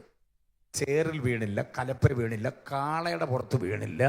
കാളയെ നിയന്ത്രിച്ചുകൊണ്ടിരുന്ന ഇവൻ്റെ പുറത്ത്, അവൻ്റെ പേരാണ് ഏലീശ, ഏലീശയുടെ പുറത്ത് ചെന്ന് വീണു. കലപ്പ നിയന്ത്രിച്ച് കൊണ്ടുപോയവൻ പെട്ടെന്നൊരു ഷാൾ വന്ന് തൻ്റെ ദേഹത്ത് വീണപ്പോൾ അത്ഭുതപ്പെട്ടു പോയി. കലപ്പെന്ന് കൈവിട്ടിട്ട് നോക്കിയപ്പോൾ വഴിയോരത്തിൽ നിന്നൊരാളെ കൈവീശി കാണിക്കുന്നു. അതെൻ്റെയാണ്. ഈ ചെറുപ്പക്കാരന് മനസ്സിലായി അതൊരു ഉപദേശിയാണ്. പുള്ളിക്കാരന് പറമ്പും തോട്ടവും ഒന്നുമില്ല. പിന്നെ അദ്ദേഹം ഈ പുതപ്പ് എൻ്റെ മേലിട്ട എന്തോ തന്നെന്ന അതിൻ്റെ അർത്ഥം നാട്ടു നടപ്പി ചെറുപ്പക്കാരനും അറിയാം. പക്ഷേ ആ ഉപദേശിയെ നന്നായിട്ട് അറിയാവുന്ന ഈ ചെറുപ്പക്കാരൻ ഈ കാളയും കലപ്പയും മുൻപേ പോയ 11 ജോഡിയും അവിടെ ഉപേക്ഷിച്ചിട്ട് കണ്ടെത്തി നീ പുതപ്പ് നെഞ്ചോട് ചുരുട്ടിപ്പിടിച്ച് ഒറ്റ ഓട്ടമോടി ഈ പ്രവാചകന്റെ പുറകെ. മനസ്സിലായില്ലേ? Price the Lord. അപ്പോൾ അവന് മനസ്സിലായ ഒരു കാര്യം, ഇദ്ദേഹത്തിൻ്റെ പേരിൽ തീരെഴുതി കിട്ടിയ തോട്ടവും അതും ഇതും ഒന്നുമില്ലെങ്കിൽ, കമ്പി, കട്ട, കല്ല്, സിമെന്റ്, പെയിന്റ്, തടി കൊണ്ടുണ്ടാക്കിയ വമ്പൻ ബിൽഡിങ്ങുകളോ നീണ്ടു പരന്ന് കിടക്കുന്ന എസ്റ്റേറ്റ് ഒന്നുമില്ലെങ്കിലും അതിനേക്കാൾ മൂല്യമുള്ളൊരു ശുശ്രൂഷയുള്ള മനുഷ്യനാണ് തൻ്റെ മേൽ ഇത് നൽകി തന്നിട്ടുള്ളത്. ആ ശുശ്രൂഷയുടെ പിന്തുടർച്ചക്കാരനാകാനാ എന്നെ വിളിച്ചിരിക്കുന്നത്. സ്തോത്രം. ആ ചെറുപ്പക്കാരനെ നിങ്ങൾ മനസ്സിലാക്കണം. ആ നാട്ടിലെ ഏറ്റവും വലിയ കർഷക പ്രമാണിയായ ശാഫാന്റെ മകൻ ഏലീശയാണ്. ശാഫാന്റേതാണ് ആ നീണ്ടു പരന്ന് കിടക്കുന്ന ആ പാടശേഖരങ്ങളെല്ലാം.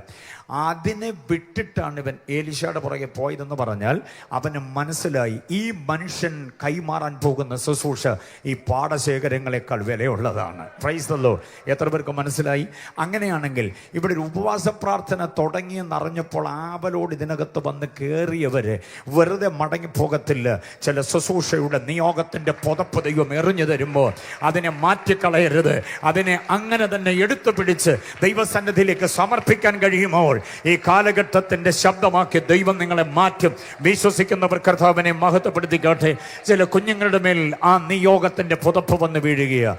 ചില പ്രിയപ്പെട്ടവർ, ചില യുവതി യുവാക്കന്മാരുടെ മേൽ എന്നെ കൊണ്ടൊന്നും ആവത്തില്ല, എനിക്ക് ഭാഷയില്ല, എനിക്ക് വിദ്യാഭ്യാസമില്ല, എനിക്ക് സാമ്പത്തികമില്ല, ഞാൻ ഹൈസ്കൂളിൽ പോയിട്ടില്ല, അങ്ങനെയുള്ള അപകർഷതാ ബോധത്തിന്റെ ചിന്തകളെല്ലാം എട്ടായിട്ട് മടക്കി മാറ്റിക്കളഞ്ഞേരെ ഈ രാത്രി ദൈവത്തിന്റെ പ്രവൃത്തിയുടെ വല്ലഭത്വം നിങ്ങളുടെ മേൽ പെയ്തിറങ്ങുകയാണ്. 18ാമത് രാത്രി മറക്കാനാവാത്ത അത് എൻ്റെ മേൽ വീണു പാസേ, ബിന്നി പാസേ, അത് എൻ്റെ മേൽ വീണു.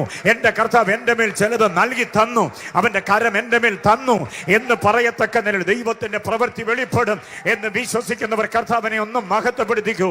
പ്രസംഗം അതിന്റെ പൂർണ്ണരൂപം കിട്ടിയില്ലെങ്കിലും ഈ രാത്രിയിൽ ദൈവത്തിന്റെ പ്രവൃത്തിക്ക് വേണ്ടി ഒന്ന് ഏൽപ്പിച്ചു കൊടുക്കുക. ഹല്ലേലൂയ. യേശുവിന്റെ നാമത്തിൽ ചില കുഞ്ഞുങ്ങളെ ദൈവം തെരഞ്ഞു കഴിഞ്ഞു. ചില കുഞ്ഞുങ്ങളുടെ മേൽ ദൈവത്തിന്റെ കര പ്രവർത്തിച്ച് തുടങ്ങിക്കഴിഞ്ഞു. ചിലരുടെ മേൽ കർത്താവിന്റെ കൈ വച്ച് കഴിഞ്ഞു. ഹല്ലേലൂയ. യെസ്, അഭിഷേകത്തിന്റെ വല്ലഭത്വം. ഇതിന് മുമ്പ് ഇങ്ങനെയൊക്കെയുള്ള നിയോഗങ്ങൾ വീണായിരുന്നു. പക്ഷേ ഇപ്പം വേണ്ട കർത്താവ് എന്ന് പറഞ്ഞ് ഒഴിഞ്ഞു മാറിയ പല പുള്ളികളും ഉണ്ട്. വിടത്തില്ല കർത്താവ് നോട്ടമിട്ട് കഴിഞ്ഞാൽ എങ്ങും പോയി ഒളിക്കാൻ പറ്റത്തില്ല. അവിടുന്ന് കർത്താവ് പോക്കിക്കൊണ്ടുവരും. കർത്താവിൻ്റെ താല്പര്യം അവഗണിച്ചുകൊണ്ട് വേറെ പലതിനും പരിഗണന കൊടുത്ത് ഇറങ്ങിപ്പോയാൽ നഷ്ടക്കച്ചവടമായിരിക്കും. കൂനിന്മേൽ കുരുവെന്ന പോലെ കടം കയറി നാശമായിട്ട് ശ്വാസം വിടാൻ നിർവാഹമില്ലാത്ത പരുവത്തിലാകും. അതുകൊണ്ട് അന്ന് കിട്ടിയ പുതപ്പ് തിരിച്ചെറിഞ്ഞു കൊടുത്തത് മണ്ടത്തരമായി പോയി എന്ന് പറഞ്ഞ് ദൈവസന്നിധിയിലേക്കൊന്ന് വീണിട്ട് കർത്താവ് എന്നോട് കരുണ തോന്നണമേ എന്ന് പറയാമെങ്കിൽ കർത്താവ് കൂടുതൽ കരുത്തോടെ നിർത്താനിടയാകും. ശക്തമായി അതാഗ്രഹിക്കുന്നവരെ കരമുയർത്തി കർത്താവിനെ ഒന്ന് സ്തുതിച്ചാട്ടെ. ഹല്ലേലൂയ. യോഹന്നാന്റെ 1-ാം ലേഖനം 2-ാം അധ്യായം അതിൻ്റെ 27-ാമത് വാക്യത്തിൻ്റെ പ്രാരംഭ ഭാഗമാണ് നമ്മൾ വായിച്ചത്. ദീർഘനേരം അതിൽ നിന്ന് ശുശ്രൂഷിക്കാനായിട്ടുണ്ട്. 1, 2, 3, 4 ചിന്തകൾ നിങ്ങളുടെ പരമാർത്ഥ മനസ്സിലേക്ക് ഉണർത്തുവാനാണ് ആഗ്രഹിക്കുക. യോഹന്നാന്റെ ലേഖനങ്ങൾ 3 യോഹന്നാന്റെ സുവിശേഷ ഗ്രന്ഥം 1, യോഹന്നാന്റെ പ്രവചന ഗ്രന്ഥം 1, അങ്ങനെ യോഹന്നാന്റെ പഞ്ചഗ്രന്ഥങ്ങൾ 5 പുസ്തകങ്ങൾ നമുക്ക് പുതിയ നിയമത്തിൽ ലഭിക്കപ്പെടുന്നുണ്ട്. ആ 5 പുസ്തകങ്ങളും അനുഗ്രഹീതമായിരിക്കുന്ന, അതിൽ 2 ഏകാധ്യായ ലേഖനങ്ങളാണ്. എന്നാൽ പോലും അതിനെ പുസ്തകമെന്ന് തന്നെ വിളിച്ചിരിക്കുന്നു. ലേഖനങ്ങൾ ആണ്. 5 പുസ്തകങ്ങൾ, മഹനീയമായ ഗ്രന്ഥങ്ങൾ. അപ്പോസ്തലന്മാരെല്ലാവരുടെയും പുസ്തകങ്ങൾ യോഹന്നാൻ വായിച്ചിട്ടുണ്ട്, കണ്ടിട്ടുണ്ട്. അതിനെക്കുറിച്ചൊക്കെ യോഹന്നാന് നല്ല മതിപ്പാണുള്ളത്. എന്നാൽ യോഹന്നാൻ്റെ ഈ 5 പുസ്തകങ്ങൾ മറ്റപ്പോസ്തലന്മാർ പൗലോസ് അടക്കമുള്ളവർ കണ്ടിട്ടുണ്ടോ എന്ന കാര്യത്തിൽ സന്ദേഹമാണ്. കാരണം അവരൊക്കെ ഇമ്പങ്ങളുടെ തീരമണഞ്ഞ ശേഷമാണ് ഈ പുസ്തകങ്ങളെല്ലാം രംഗത്ത് വന്നിട്ടുള്ളത്, താൻ എഴുതിയിട്ടുള്ളത്. അതുകൊണ്ട് തന്നെ യോഹന്നാൻ്റെ പഞ്ചഗ്രന്ഥങ്ങൾ വേറെ ആരും അപ്പോസ്തലന്മാർ അക്കാലത്തുള്ളവരാരും കണ്ടിട്ടുണ്ടാകില്ല. പത്രോസോ പൗലോസോ മത്തായി മർക്കോസ് ലൂക്കോസ് അവരാരും കണ്ടിട്ടുണ്ടാകില്ല. കാരണം AD 90 ശേഷമാണ് ഈ പുസ്തകങ്ങളെല്ലാം പിറവിയെടുക്കുന്നത്. അതിനു മുമ്പേ അവരൊക്കെ ഇമ്പങ്ങളുടെ തീരുമണഞ്ഞു. ഓക്കെ, അപ്പോൾ ഈ യോഹന്നാന്റെ കൃതികൾ ദൈവസഭയുടെ ഏറ്റവും അനുഗ്രഹിക്കപ്പെട്ട ഈടുറ്റ അനുഗ്രഹിത കന്യഗർഭങ്ങളാണ്. ശ്രദ്ധിക്കണം കുഞ്ഞുങ്ങൾ, ഞാൻ ഈ പറയുന്ന പദങ്ങൾ: 1 സത്യം, 2 ജീവൻ, 3 വെളിച്ചം, 4 അഭിഷേകം. ഈ പദപ്രയോഗങ്ങൾക്ക് കൂടുതൽ ഊന്നൽ കൊടുത്തുകൊണ്ട് യോഹന്നാന്റെ ഗ്രന്ഥങ്ങൾ വളരെ മനോജ്ഞമായി നിലകൊള്ളുന്നു. വെളിപ്പാട് പുസ്തകത്തെ സംബന്ധിച്ചിടത്തോളം ഭാവിയിൽ സംഭവിക്കാനിരിക്കുന്ന സംഭവ പരമ്പരകളുടെ ഒരു ആവിഷ്കാര ഭംഗിയുള്ളത് കൊണ്ട് അത് പ്രാവചനിക ഗ്രന്ഥമാണ്. യുഗാന്ത്യ വിജ്ഞാനീയം എന്ന് വേണമെങ്കിൽ ഭാഷയിൽ നല്ല പദം നമുക്ക് ഉപയോഗിക്കാം. യുഗാന്ത്യ വിജ്ഞാനീയം.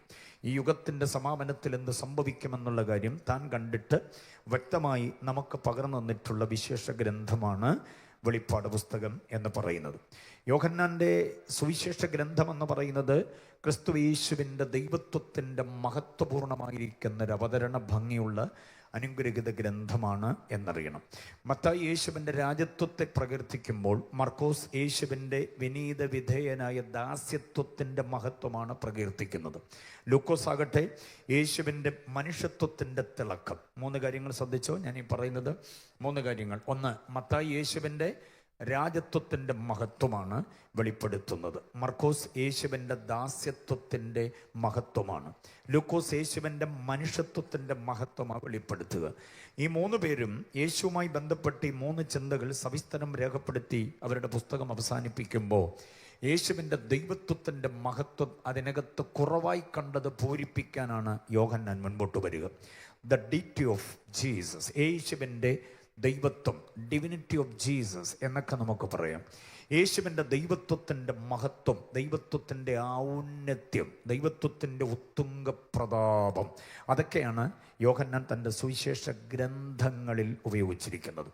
4 സുവിശേഷങ്ങൾ എന്നൊക്കെ സാധാരണ നമ്മൾ പറയാറുണ്ട്. അബദ്ധമാണ്, അങ്ങനെയൊന്നും മണ്ടത്തരം പറയരുത്. 4 സുവിശേഷങ്ങളില്ല, ഒറ്റ സുവിശേഷത്തെ അടിസ്ഥാനമാക്കി 4 സുവിശേഷ ഗ്രന്ഥങ്ങളാണുള്ളത്. 4 സുവിശേഷം ഉണ്ടെങ്കിൽ 4 യേശു വേണം, 4 കുരിശ് വേണം, ആകപ്പാടെ മൊത്തത്തിൽ കണക്ക് തെറ്റും. 48 ശിഷ്യന്മാർ വേണം, മൊത്തത്തിൽ കണക്ക് തെറ്റും. അതുകൊണ്ട് 4 സുവിശേഷങ്ങളില്ല. പിന്നെ എത്ര സുവിശേഷം? ഒറ്റ സുവിശേഷം. അതിനെ അടിസ്ഥാനമാക്കി 4 സുവിശേഷ ഗ്രന്ഥങ്ങളാണുള്ളത് എന്ന് പറയണം. ഓക്കെ, അപ്പോൾ ഈ യോഹന്നാൻ്റെ സുവിശേഷം വളരെ വൈകിയാണ് പിറവിയെടുത്തതെങ്കിലും ആദ്യത്തെ സുവിശേഷ ഗ്രന്ഥങ്ങളിൽ പരാമർശിക്കാത്തതായ യേശുവിൻ്റെ ദൈവത്വത്തിൻ്റെ മഹിമ വിശദീകരിക്കുന്ന അനുഗ്രഹീതമായൊരു പുസ്തകമാണ് സുവിശേഷ ഗ്രന്ഥം യോഹന്നാൻ എഴുതിയത്. ഒരു കാര്യം ഓർത്തുകൊള്ളണം, ഒരു പദം ഓർത്തുകൊള്ളണം: ഹൈ ക്രിസ്റ്റോളജി. എന്തോന്നാ കുഞ്ഞുങ്ങളൊക്കെ ഒന്ന് പറഞ്ഞ്? ഹൈ ക്രിസ്റ്റോളജി അല്ല, പിന്നെ ഹായ്. നമ്മളൊരാളിനെ കാണുമ്പോൾ ഹായ് എന്ന് പറയാം. ആ ഹായ് അല്ല, പിന്നെ ഹായ്, HIGH, ഹൈ ക്രിസ്റ്റോളജി എന്ന് പറഞ്ഞാൽ എൻ്റെ മലയാളം ഉന്നത ക്രിസ്തു വിജ്ഞാനീയം. ഉന്നത ക്രിസ്തു വിജ്ഞാനീയം ക്രിസ്തുവിൻ്റെ മഹത്വപൂർണമായ ദൈവത്വത്തിൻ്റെ ആ അനുഗ്രഹീത പ്രതാപത്തെയാണ് വെളിപ്പെടുത്തുക. ആദ്യത്തെ 18 വാക്യങ്ങളുണ്ടല്ലോ സുവിശേഷ ഗ്രന്ഥത്തിലെ ആദ്യത്തെ 18 വാക്യങ്ങൾ. ആദിയിൽ വചനമുണ്ടായിരുന്നു, വചനം ദൈവത്തോടു കൂടെയായിരുന്നു, ആ വചനം ദൈവമായിരുന്നു എന്നൊക്കെ പറഞ്ഞു തുടങ്ങുന്ന ആ സംഗതി. ആദി, യോഹന്നാൻ പറയുന്ന ആദി ഉണ്ടല്ലോ, മോശ ഉൽപ്പത്തി പുസ്തകത്തിൽ പറയുന്ന ആദിക്കും അപ്പുറത്തൊരാദി ഉണ്ടെങ്കിൽ ആ ആദിയെയാണ് യോഹന്നാൻ പറയുന്നത്. മനസ്സിലായി ഞാൻ പറഞ്ഞത്? മോശ പറയുന്നൊരു ആദിയുണ്ട്. ആദിയിൽ ദൈവം എന്തോ ചെയ്തെന്ന ആകാശവും ഭൂമി. അപ്പൊ ആകാശവും ഭൂമിയും സൃഷ്ടിച്ച ആദി മുതലാണ് യോഹന്നാൻ പറയുന്നത്. മനസ്സിലായില്ലേ? പക്ഷേ മോശ പറയുന്നത്. പക്ഷേ യോഹന്നാൻ കാണുന്ന ആദി, ആ ആദിക്കും അപ്പുറത്തൊരാദിയുണ്ട്. ആ ആദിയിലെ ഉള്ളവനാണ് നമ്മുടെ കർത്താവ്. അതാണ് ഹൈ ക്രിസ്റ്റോളജി എന്ന് പറയുന്നത്.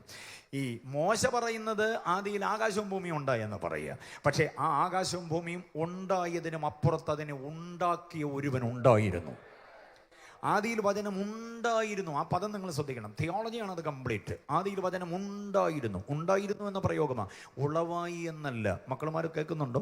ഉളവായി എന്നല്ല, പിന്നെ ഉണ്ടായി എന്നല്ല, പിന്നെ ഉണ്ടാക്കപ്പെട്ടു എന്നല്ല. ആദിയിൽ വചനം ഉണ്ടായിരുന്നു എന്ന് പറഞ്ഞാൽ ഉണ്മയായവൻ ഉണ്ടായിരുന്നു എന്ന് പറഞ്ഞാൽ നിത്യത്വമാണ്, പൂർവാസ്തിത്വമാണ്.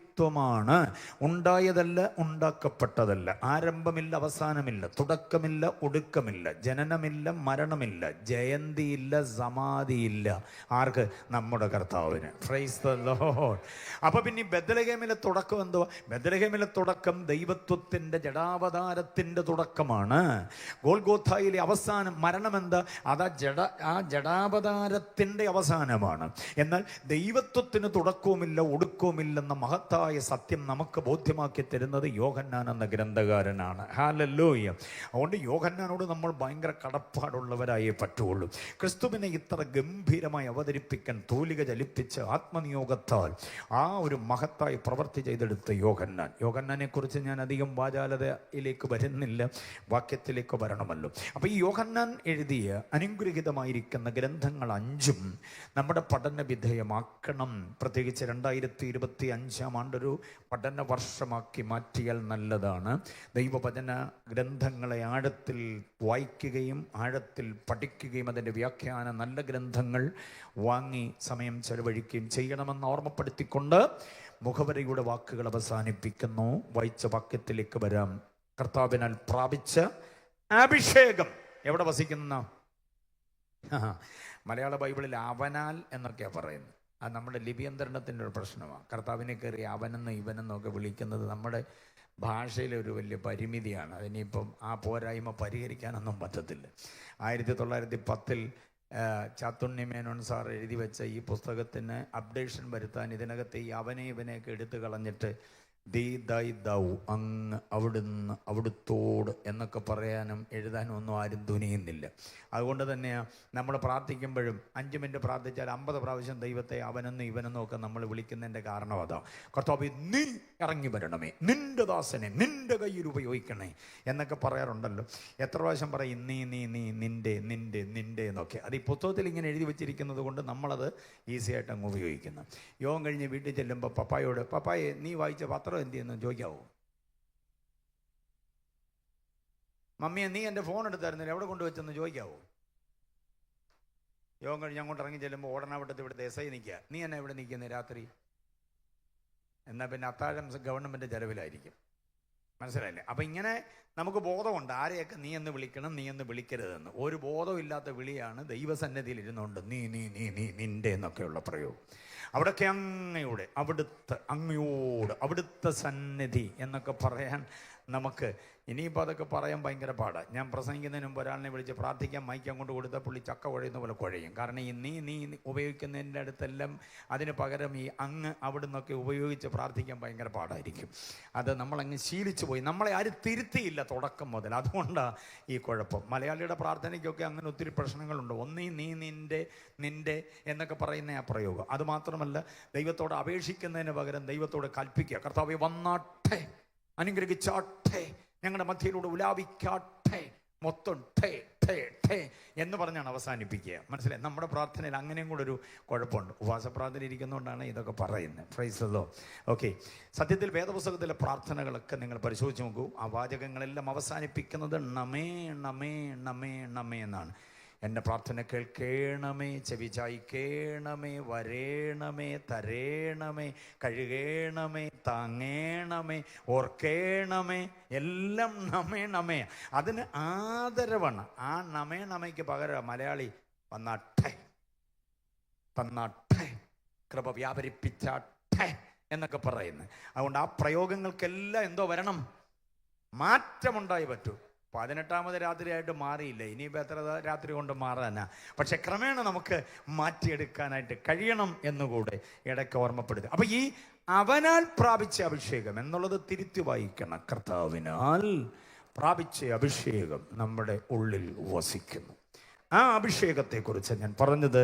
കർത്താവ് ഇന്ന് രാത്രിയിൽ ചില നിയോഗങ്ങൾ, ചില പ്രത്യേക ദൗത്യങ്ങൾ ചിലരുടെ മേൽ എറിഞ്ഞു തരും. ചാടിപ്പിടിച്ചെടുത്തോണം. കർത്താവെ ഞാനുണ്ട്, ഞാനുണ്ട്, അങ്ങയ്ക്ക് വേണ്ടി ഞാനുണ്ടെന്ന് പറഞ്ഞ് ഏറ്റെടുത്ത് കർത്താവിന് വേണ്ടി നിൽക്കാൻ താല്പര്യമുള്ളവരെ കരമടിച്ച് കർത്താവിനെ ഒന്ന് സ്തുതിച്ചേ ഒന്നുകൂടെ. Yes, hallelujah. ഒന്നാമത്തെ ചിന്ത, അഭിഷേകത്തിൽ വിശേഷമായൊരു പദവിയുണ്ട്, വിശേഷമായ പദവികൾ ഉണ്ട്. ഒരു പദവിയല്ല, അഭിഷേകത്തിൽ എന്തുണ്ടെന്ന വിശേഷമായ പദവികൾ ഉണ്ട് എന്ന് പഠിക്കണം. നമ്മുടെ മേൽ പകർന്നിട്ടുള്ള ഈ അഭിഷേകത്തിന് വിശേഷമായ എന്തോ ഉണ്ട്. ആ പദവികളുടെ അവബോധം പ്രാപിച്ച് മടങ്ങിപ്പോകാവൂ. അഭിഷേകം എന്ന് പറയുമ്പോൾ വെറുതെ അന്യഭാഷ പറയാൻ, പ്രൈസ് ആൻഡ് വർഷിപ്പിന് ബഹളം ഉണ്ടാക്കാൻ വേണ്ടി മാത്രം എന്തോ തന്നു എന്നുള്ളത് ചിന്തിക്കരുത്. വിശേഷമായ ചില പദവികളിലേക്ക് നമ്മെ ഉയർത്തിയിരിക്കുന്നു. ദൈവകാര്യ പരിപാടിക്ക് വേണ്ടി നമ്മളെ പ്രാപ്തമാക്കുന്ന ദൈവത്തിൻ്റെ നടപടിക്കാണ് ഈ അഭിഷേകം എന്ന് പറയുന്നത്. പരിശുദ്ധാത്മാവിനെ കുറിച്ച് ജനം ആഴത്തിൽ പഠിക്കണം. ഞാൻ ഈ പറയുന്ന ചിന്തകൾ കണ്ടന്റ് ഒന്ന് കേട്ടെ. 1, ആത്മദാനം. 2, ആത്മസ്നാനം. 3, ആത്മനിറവ്. അങ്ങനെ ഞാൻ ഓടിച്ച് പറഞ്ഞു പോയാൽ കിട്ടുമോ നിങ്ങൾക്ക് എഴുതാൻ? 1 എന്താ പറഞ്ഞേ? ആത്മദാനം. 2 എന്താ പറഞ്ഞേ? ആത്മസ്നാനം. 3, ആത്മനിറവ്. 4, ആത്മാഭിഷേകം. ഉണ്ടോ? 5, ആത്മാധിവാസം. 6, ആത്മാവിൻ്റെ ഫലങ്ങൾ. 7, ആത്മാവിൻ്റെ വരങ്ങൾ. കണ്ടോ? ഇങ്ങനെ അക്കമിട്ട് പരിശുദ്ധാത്മാവിനെ കുറിച്ച് അങ്ങോട്ട് പഠിക്കണം. ന്യൂമാറ്റോളജി, പരിശുദ്ധാത്മശാസ്ത്രം ഇങ്ങനെ അങ്ങോട്ട് പഠിക്കുമ്പോഴാണ് നാമും പരിശുദ്ധാത്മാവും തമ്മിലുള്ള ആന്തരിക രമ്യതയിലേക്ക് വരാൻ പറ്റത്തുള്ളൂ. ചില പറയാറുണ്ട് പരിശുദ്ധാത്മാവെന്ന് പറയുന്നത് പരിശുദ്ധ തൃത്വത്തിൽ 3ാമനാണെന്നൊക്കെ പറയാറുണ്ട്. അങ്ങനെയൊന്നും പറയരുത്. അതൊക്കെ ദൈവശാസ്ത്രപരമായ മണ്ടത്തരങ്ങളാണ്. 1ാമൻ, 2ാമൻ, 3ാമൻ. നമ്മുടെ ഈ പൊളിറ്റിക്സ് നിലപാടില്ല. ഈ 1, 2, 3 എന്നൊക്കെ പറയാം. ദൈവം ദൈവമാണ്. 3 ആളത്വങ്ങളും ഒരേപോലെ തന്നെയാണ്. അതിനകത്ത് കസേര ഇങ്ങനെ മേലുകീഴിട്ടേക്കല്ല, നിരത്തിയിട്ടേക്കാണ്. ഓരോരുത്തരും 1-മൻ, 2-മൻ, 3-മൻ എന്നില്ല. ദൈവത്തിൻ്റെ God the Father, God the Son, God the Holy Ghost, 3ഉം ഒന്ന് തന്നെയാണ്. ഒന്നായിരിക്കുമ്പോൾ തന്നെ 3 അവസ്ഥാന്തരങ്ങളിൽ 3 ആളത്വ മഹിമകളിൽ അവർ നിലകൊള്ളുന്നു എന്നതാ. ഹൈരാർക്കി ഒന്നുമില്ല അവിടെ, മനസ്സിലായോ? വലിപ്പച്ചെറുപ്പങ്ങളൊന്നുമില്ല. ഏക സത്യ ദൈവത്തിൻ്റെ 3 ആളത്വം മഹിമകളാണത്. ബോധ്യമായവർക്കായി ദൈവത്തെ സ്തുതിക്കുകയാണ്. പരിശുദ്ധ തൃത്വത്തിൽ 1-മൻ, 2-മൻ, 3-മൻ എന്നൊക്കെ പറയുന്നത് തന്നെ ഹൈറാർക്കി മനോഭാവമാണ്. അത് നമ്മുടെ ഉന്നത ഭാവത്തിൻ്റെ, നമ്മുടെ ഒരു മാനുഷികമായ പൊളിറ്റിക്സിൻ്റെ ഒരു പ്രശ്നമാണത്. അങ്ങനെയൊന്നുമില്ല ദൈവത്വത്തിൽ. ഒന്നായിരിക്കുമ്പോൾ തന്നെ 3ആയി, 3ആയിരിക്കുമ്പോൾ തന്നെ 1ആയി. അതാണ് യോഹന്നാന്റെ സുവിശേഷം 17:23 കർത്താവ് പ്രാർത്ഥിക്കുമ്പോൾ ഇങ്ങനെ പറയുന്നു, നാം ഒന്നായിരിക്കുന്ന പോലെ. കണ്ടോ, നാം 3 ആയിരിക്കുന്ന പോലല്ല, പിന്നെ നാം ഒന്നായിരിക്കുന്നത് പോലെ ഇവർ തമ്മിൽ ഒന്നാകേണ്ടതിന്, ഇവർ ഐക്യത്തിൽ തികഞ്ഞവരാകേണ്ടതിന്. അപ്പോൾ ഐക്യത്തിൻ്റെ തികവിന് ഏറ്റവും ഉദാത്തമായ, ഉത്തമമായ, ഉത്കൃഷ്ടമായ ഉദാഹരണമെന്ന് പറയുന്നത് പരിശുദ്ധ തൃത്വം തന്നെയാണ്. ദ ഹോളി ട്രിനിറ്റിയാണ് എന്ന് നാം അറിയണം. ഓക്കെ, അപ്പം ആ പരിശുദ്ധ തൃത്വത്തിൽ സഭയെ ഇന്ന് നടത്തേണ്ടതിന് ദൈവമാക്കി വെച്ചിട്ടുള്ള പരിശുദ്ധാത്മാവിനെ കുറിച്ച് ആഴത്തിൽ നമ്മൾ അപഗ്രഥിക്കുമ്പം ആത്മാവുമായിട്ടുള്ള നമ്മുടെ ആന്തരിക ബന്ധമല്ല, ആന്തരിക രമ്യതയെ നാം നന്നായി അറിയണം. അതിനുവേണ്ടിയാണ് ഞാൻ ഈ കണ്ടന്റ് 7 കാര്യങ്ങൾ തന്നത്. അതിനെ ആഴത്തിൽ നിങ്ങൾ പഠിച്ചുകൊള്ളണം എന്ന് ശുപാർശ ചെയ്യുകയാണ്. അപ്പോൾ ഈ ആത്മാവിൻ്റെ അഭിഷേകത്താൽ നമ്മുടെ മേൽ അത് പകരുമ്പോൾ, നമ്മുടെ ഉള്ളിലേക്ക് അതിനെ പകരുമ്പോൾ, നമ്മിൽ അധിവാസമായിട്ട് അതിനെ പകരുമ്പോൾ, അതിനകത്ത് വിശേഷവിധിയായ 3 പദവികളുണ്ട് എന്ന് നാം അറിയണം. പഴയ നിയമവുമായി ലിങ്ക് ചെയ്ത് നമ്മൾ പഠിക്കുമ്പോൾ, പഴയ നിയമത്തിൽ രാജകീയ അഭിഷേകം, പ്രവാചകനായിട്ടുള്ള അഭിഷേകം, പിന്നെ പൗരോഹിത്യ അഭിഷേകം. മനസ്സിലായോ? ദൈവത്തിൻ്റെ പുരോഹിതനാകാനുള്ള അഭിഷേകം, ദൈവത്തിൻ്റെ പ്രവാചകനാകാനുള്ള അഭിഷേകം, ദൈവത്തിൻ്റെ പ്രതിനിധിയായി നിന്ന് ജനത്തെ നന്നായി ഭരിക്കാൻ രാജാവായിട്ടുള്ള അഭിഷേകം. മനസ്സിലായല്ലോ? ഇത് പഴയ നിയമത്തിൽ ഇങ്ങനെ 3 പേരെയും അഭിഷേകം ചെയ്യുമായിരുന്നു, അനോയിൻമെന്റ് ചെയ്യുമായിരുന്നു. അത് തന്നെയാണ് പുതിയ നിയമത്തിൽ നമുക്ക് കാണാൻ കഴിയുക. ഇന്ന് രാത്രി ഇവിടെ ഇരിക്കുന്ന നമ്മിലേക്ക് ഈ 3മോ അതല്ലെങ്കിൽ 3-ൽ 1-ഓ 2-ഓ ദൈവം പകർന്നു തരാൻ ആഗ്രഹിക്കുകയാണ്. ഒന്നുകിൽ നമ്മുടെ മേലൊരു രാജപ്രൗഢി ദൈവം പകരാൻ ആഗ്രഹിക്കുന്നു, അതല്ലെങ്കിൽ ജനത്തിനു വേണ്ടി ഇടിവിൽ നിന്ന് ദൈവത്തോട് സംസാരിക്കുന്ന നാവാകാൻ ഒരു പൗരോഹിത്യ ശുശ്രൂഷ ദൈവം തരാൻ ആഗ്രഹിക്കുന്നു. അതുമല്ലെങ്കിൽ ദൈവത്തിൻ്റെ നാവായി നിന്ന് വ്യക്തമായി, ശക്തമായി, യുക്തമായി ജനത്തോട് സംസാരിക്കാൻ ദൈവത്തിൻ്റെ നാവായ പ്രവാചകനാകാൻ ദൈവം ആഗ്രഹിക്കുന്നു. ഈ പ്രവാചകൻ എന്ന് പറയുമ്പോൾ മകനെ, മകളെ, ദാസാദാസി എന്ന് വിളിച്ചുകൊണ്ട് ഭാവിഭൂതം വർത്തമാനം പറയുന്ന ഒരാളായിട്ടല്ല, പിന്നെ ദൈവവചനത്തിൻ്റെ തീഷ്ണമായ, തീവ്രമായ ആലോചനകളെ, വേറെ ആരും കേട്ടിട്ടില്ലാത്തതും വേറൊരു പുസ്തകത്തിലും കിട്ടിയിട്ടില്ലാത്തതുമായ ആലോചന കർത്താവിൽ നിന്ന് കേട്ടിട്ടത് ജനത്തിന് കൊടുക്കാൻ കഴിയുന്ന പ്രവാചക വരേണ്യനാകാൻ കഴിയണം. തീഷ്ണമായി, വളരെ ക്രാന്തദർശനത്തോടെ കർത്താവിൻ്റെ ആലോചന പകർന്നു കൊടുക്കുന്നവനെയാണ് എന്താ വിളിക്കുക? പ്രവാചകൻ എന്ന് പറയുന്നത്. പ്രവാചകൻ എന്ന നാമമൊക്കെ വല്ലാതെ തെറ്റിദ്ധരിക്കപ്പെട്ടിട്ടുള്ളൊരു കാലത്തിൽ നമ്മൾ ജീവിക്കുക. ഉപജീവനത്തിൻ്റെ മാർഗത്തിന് വേണ്ടി എന്തൊക്കെയോ കാട്ടിക്കൂട്ടി നടക്കുന്ന പ്രവാചകന്മാരെ നമുക്കറിയാം. ഞാൻ അതല്ല പറയുക. ദൈവത്തിൻ്റെ ആലോചന വളരെ വ്യക്തമായി മനസ്സിലാകുന്നുണ്ടോ? അത് വചനത്തിലൂടെയും അല്ലാതെ കർത്താവിൽ നിന്ന് കർത്താവ് പ്രോംപ്റ്റ് ചെയ്ത് കൊടുത്തത് കേട്ടിട്ട് ജനത്തിലേക്ക് പകരുന്ന പ്രവാചകന്മാരാകാൻ ദൈവം ചിലരെ കുറിച്ച് ആഗ്രഹിക്കുന്നുണ്ട്. എനിക്ക് വേദവിജ്ഞാനമില്ലെന്ന് പറഞ്ഞ് ഉൾവലിഞ്ഞ് പുറകിലേക്ക് പോകേണ്ടതില്ല. നാവിൻ്റെ മേൽ ദൈവം ഒരു അഭിഷേകം പകർന്നു കഴിഞ്ഞാൽ ഉണ്ടല്ലോ, നിന്റെ നാവ് അതിൻ്റെ തനിമയോടെ അങ്ങ് പ്രയോജനപ്പെടാൻ ഇടയാകും. പറയുന്നതൊക്കെ തിയോളജി ആയിരിക്കും. പിന്നെ ദൈവവചനത്തിൻ്റെ തീഷ്ണമായ പ്രചാരകരായി, പ്രഘോഷകരായി ദൈവം അതിനു വേണ്ടി നമ്മളെ അങ്ങ് ഉപയോഗിക്കും. Price the Lord. പുരോഹിതനാകുക എന്ന് പറഞ്ഞാൽ എന്താ അർത്ഥം? ജനത്തിൻ്റെ മുഴുവൻ പ്രശ്നങ്ങളെ ഒന്നൊന്നായി ഏറ്റെടുത്തുകൊണ്ട് ദൈവസന്നിധിയിൽ മണിക്കൂറുകളോളം അങ്ങനെ മധ്യസ്ഥത ചെയ്യാൻ കഴിയുക. വിഷയദാരിദ്ര്യമാ പലർക്കും. എന്നെ അനുഗ്രഹിക്കണേ, എല്ലാവരെ അനുഗ്രഹിക്കണേ യേശുവിൻ്റെ നാമത്തിൽ, ആമേൻ. അതിനപ്പുറത്തേക്ക് വിഷയത്തിന് വിശാലതയില്ലാതെ പ്രാർത്ഥന ചുരുങ്ങിപ്പോകുന്ന ഒത്തിരി ആളുകളുണ്ട്. മനസ്സിലാകുന്നുണ്ടോ? ആകപ്പാടെ പ്രാദേശികമായ തലം, പിന്നെ അന്തർദേശീയമായ തലം, അന്തർരാഷ്ട്ര തലത്തിലുള്ള വിഷയങ്ങളെല്ലാം കൂടെ കോർത്തിണക്കി മണിക്കൂറുകൾ പ്രാർത്ഥിക്കാൻ കഴിയാതെ പോകുന്ന ണ്ട്. 2025 വർഷം ഒരു പ്രാർത്ഥന വർഷമാക്കി മാറ്റിക്കോണം. Praise the Lord. കർത്താവിൻ്റെ ദാസൻ പറഞ്ഞ ഇവിടുത്തെ വാർഡുകളുടെ എണ്ണമൊക്കെ അദ്ദേഹം പറയുന്നത് കേട്ടിട്ട് എനിക്ക് വളരെ സന്തോഷം തോന്നുന്നു. അങ്ങനെയാണെങ്കിൽ കേരളത്തിലെ മുഴുവൻ ജില്ലകളുടെ, താലൂക്കുകളുടെ, പഞ്ചായത്തുകളുടെ, മുനിസിപ്പാലിറ്റികളുടെ ഒക്കെ എണ്ണമെടുത്തിട്ട് അതിനുവേണ്ടി എല്ലാം അങ്ങനെ നിരന്തരം പ്രാർത്ഥിക്കണം. ഇവിടുത്തെ എല്ലാ വിഷയങ്ങളും ഇടതടവില്ലാതെ ദൈവസന്നിധിയിൽ മുഴങ്കാലമടക്കി പ്രാർത്ഥിക്കുന്ന ചില പുരോഹിതന്മാരെ ദൈവം തെരഞ്ഞെടുക്കുകയാണ്. പുരോഹിതൻ എന്ന് പറയുമ്പോൾ നീളം കുപ്പായം ഇട്ടിട്ട് നീണ്ട താടിയും മുടിയുമായി നടക്കുന്ന, കയ്യിൽ ചെങ്കോലുമായി നടക്കുന്ന ഒരാളിനെ അല്ല ഇവിടെ ഉദ്ദേശിക്കുക. പിന്നെന്താ ഉദ്ദേശിക്കുന്നതെന്നറിയാമോ? ജനത്തിന് വേണ്ടി മുഴങ്കാൽ മടക്കുന്ന ഒരാൾ, കണ്ണുനീരുകൊണ്ട് ജനത്തിന് മധ്യസ്ഥത ചെയ്യാൻ കഴിയുന്ന ഒരാളിനെ ദൈവം ഉപയോഗിക്കാൻ ആഗ്രഹിക്കുന്നു. അങ്ങനെ ചിലരുടെ മേലെ നിയോഗത്തിന്റെ പുതപ്പ് വീഴുകയാ. ചാടി പിടിച്ചെടുത്തോണ്. ഞാൻ ഏറ്റു എൻ്റെ സഭയ്ക്ക് വേണ്ടി പ്രാർത്ഥിക്കുക. ഞാൻ ഏറ്റു എൻ്റെ ഓടനാവട്ടത്തിന് വേണ്ടി, കൊട്ടാരക്കരയ്ക്ക് വേണ്ടി, കേരളത്തിന് വേണ്ടി ഞാൻ ഏറ്റു കർത്താവേ എന്ന് പറഞ്ഞ് ആ നിയോഗത്തിന്റെ പുതപ്പിനെ ചാടി പിടിച്ചോണം. ഹല്ലേലൂയ. രാജാവായിട്ട് ദൈവം ചിലരെ തിരഞ്ഞെടുക്കുന്നു എന്നൊക്കെ പറഞ്ഞ എന്തോ മനസ്സിലായി? രാജാവായിട്ട് ചിലരെ തിരഞ്ഞെടുക്കുന്നു എന്ന് പറഞ്ഞ് എന്തോ മനസ്സിലായി? രാജകീയ പ്രൗഢിയോടെ ജീവിക്കാൻ. മമ്മിമാർ, ആൻറ്റിമാരെല്ലാം ശ്രദ്ധിച്ചോണം, പപ്പമാരൊക്കെ ശ്രദ്ധിച്ചോണം, അങ്കിളുമാരെല്ലാം ശ്രദ്ധിച്ചോണേ. രാജകീയ പ്രൗഢിയോടെ ജീവിക്കാൻ എന്ന് പറഞ്ഞാൽ ഒരു ശത്രുവിന്റെയും മുമ്പിൽ വെള്ളക്കൊടി കാണിച്ച് കീഴടങ്ങാതെ പോരാട്ടത്തിന്റെ വീര്യമാണ്. മനസ്സിലാവുന്നുണ്ടോ? പോരാട്ട വീര്യത്തോടെ ഇടപെടാൻ വേണ്ടി. സ്തോത്രം. എന്നെ കൊണ്ട് പറ്റത്തില്ലെന്നും പറഞ്ഞ് കൂടാരത്തിൽ കയറി ഒളിച്ചിരിക്കുന്ന ശൗലിനെയും അബ്നേറിനെയും പോലെയല്ല. തന്നെക്കാൾ ഇരട്ടി വലിപ്പമുള്ളവന്റെ നേരെ പാഞ്ഞെടുക്കാൻ കഴിയുന്ന ഒരു കരുത്തുണ്ടല്ലോ. പോരാട്ട വീര്യം അത് ചിലരിലേക്ക് പകർന്നു തരാൻ ദൈവം ആഗ്രഹിക്കുകയാണ്. എത്ര പേർ ആഗ്രഹിക്കുന്നുണ്ട് ആ ഒരു പുതപ്പ് ഏറ്റെടുക്കാൻ, ആ ഒരു നിയോഗത്തെ ഏറ്റെടുക്കാൻ? എത്ര പേർ ആഗ്രഹിക്കുന്നുണ്ട്? ഹല്ലേലൂയ. അതാണ് രാജകീയ അഭിഷേകം എന്ന് പറയുന്നത്. ചെങ്കോലും കിരീടവുമായിട്ട് സിംഹാസനത്തിൽ അങ്ങനെ നെഞ്ചു വിരിച്ചിരിക്കാൻ വേണ്ടി മാത്രമല്ല, കീഴടങ്ങാത്ത ഒരുവൻ, പണയപ്പെട്ടു പോകാത്ത ആദർശങ്ങളുടെ ഉടമയായവൻ. മനസ്സിലാകുന്നുണ്ടോ പറയുന്നത്? Price the Lord. ഈ രാജാവായിട്ട് അഭിഷേകം ലഭിക്കപ്പെട്ട് കഴിഞ്ഞാൽ നമ്മുടെ വായിൽ നിന്ന് നമ്മൾ അറിയാതെ തന്നെ വേരോടെ പിഴുതു പോകുന്ന 2-3 പദങ്ങളുണ്ട്. കേൾക്കണമെന്ന് വന്നു.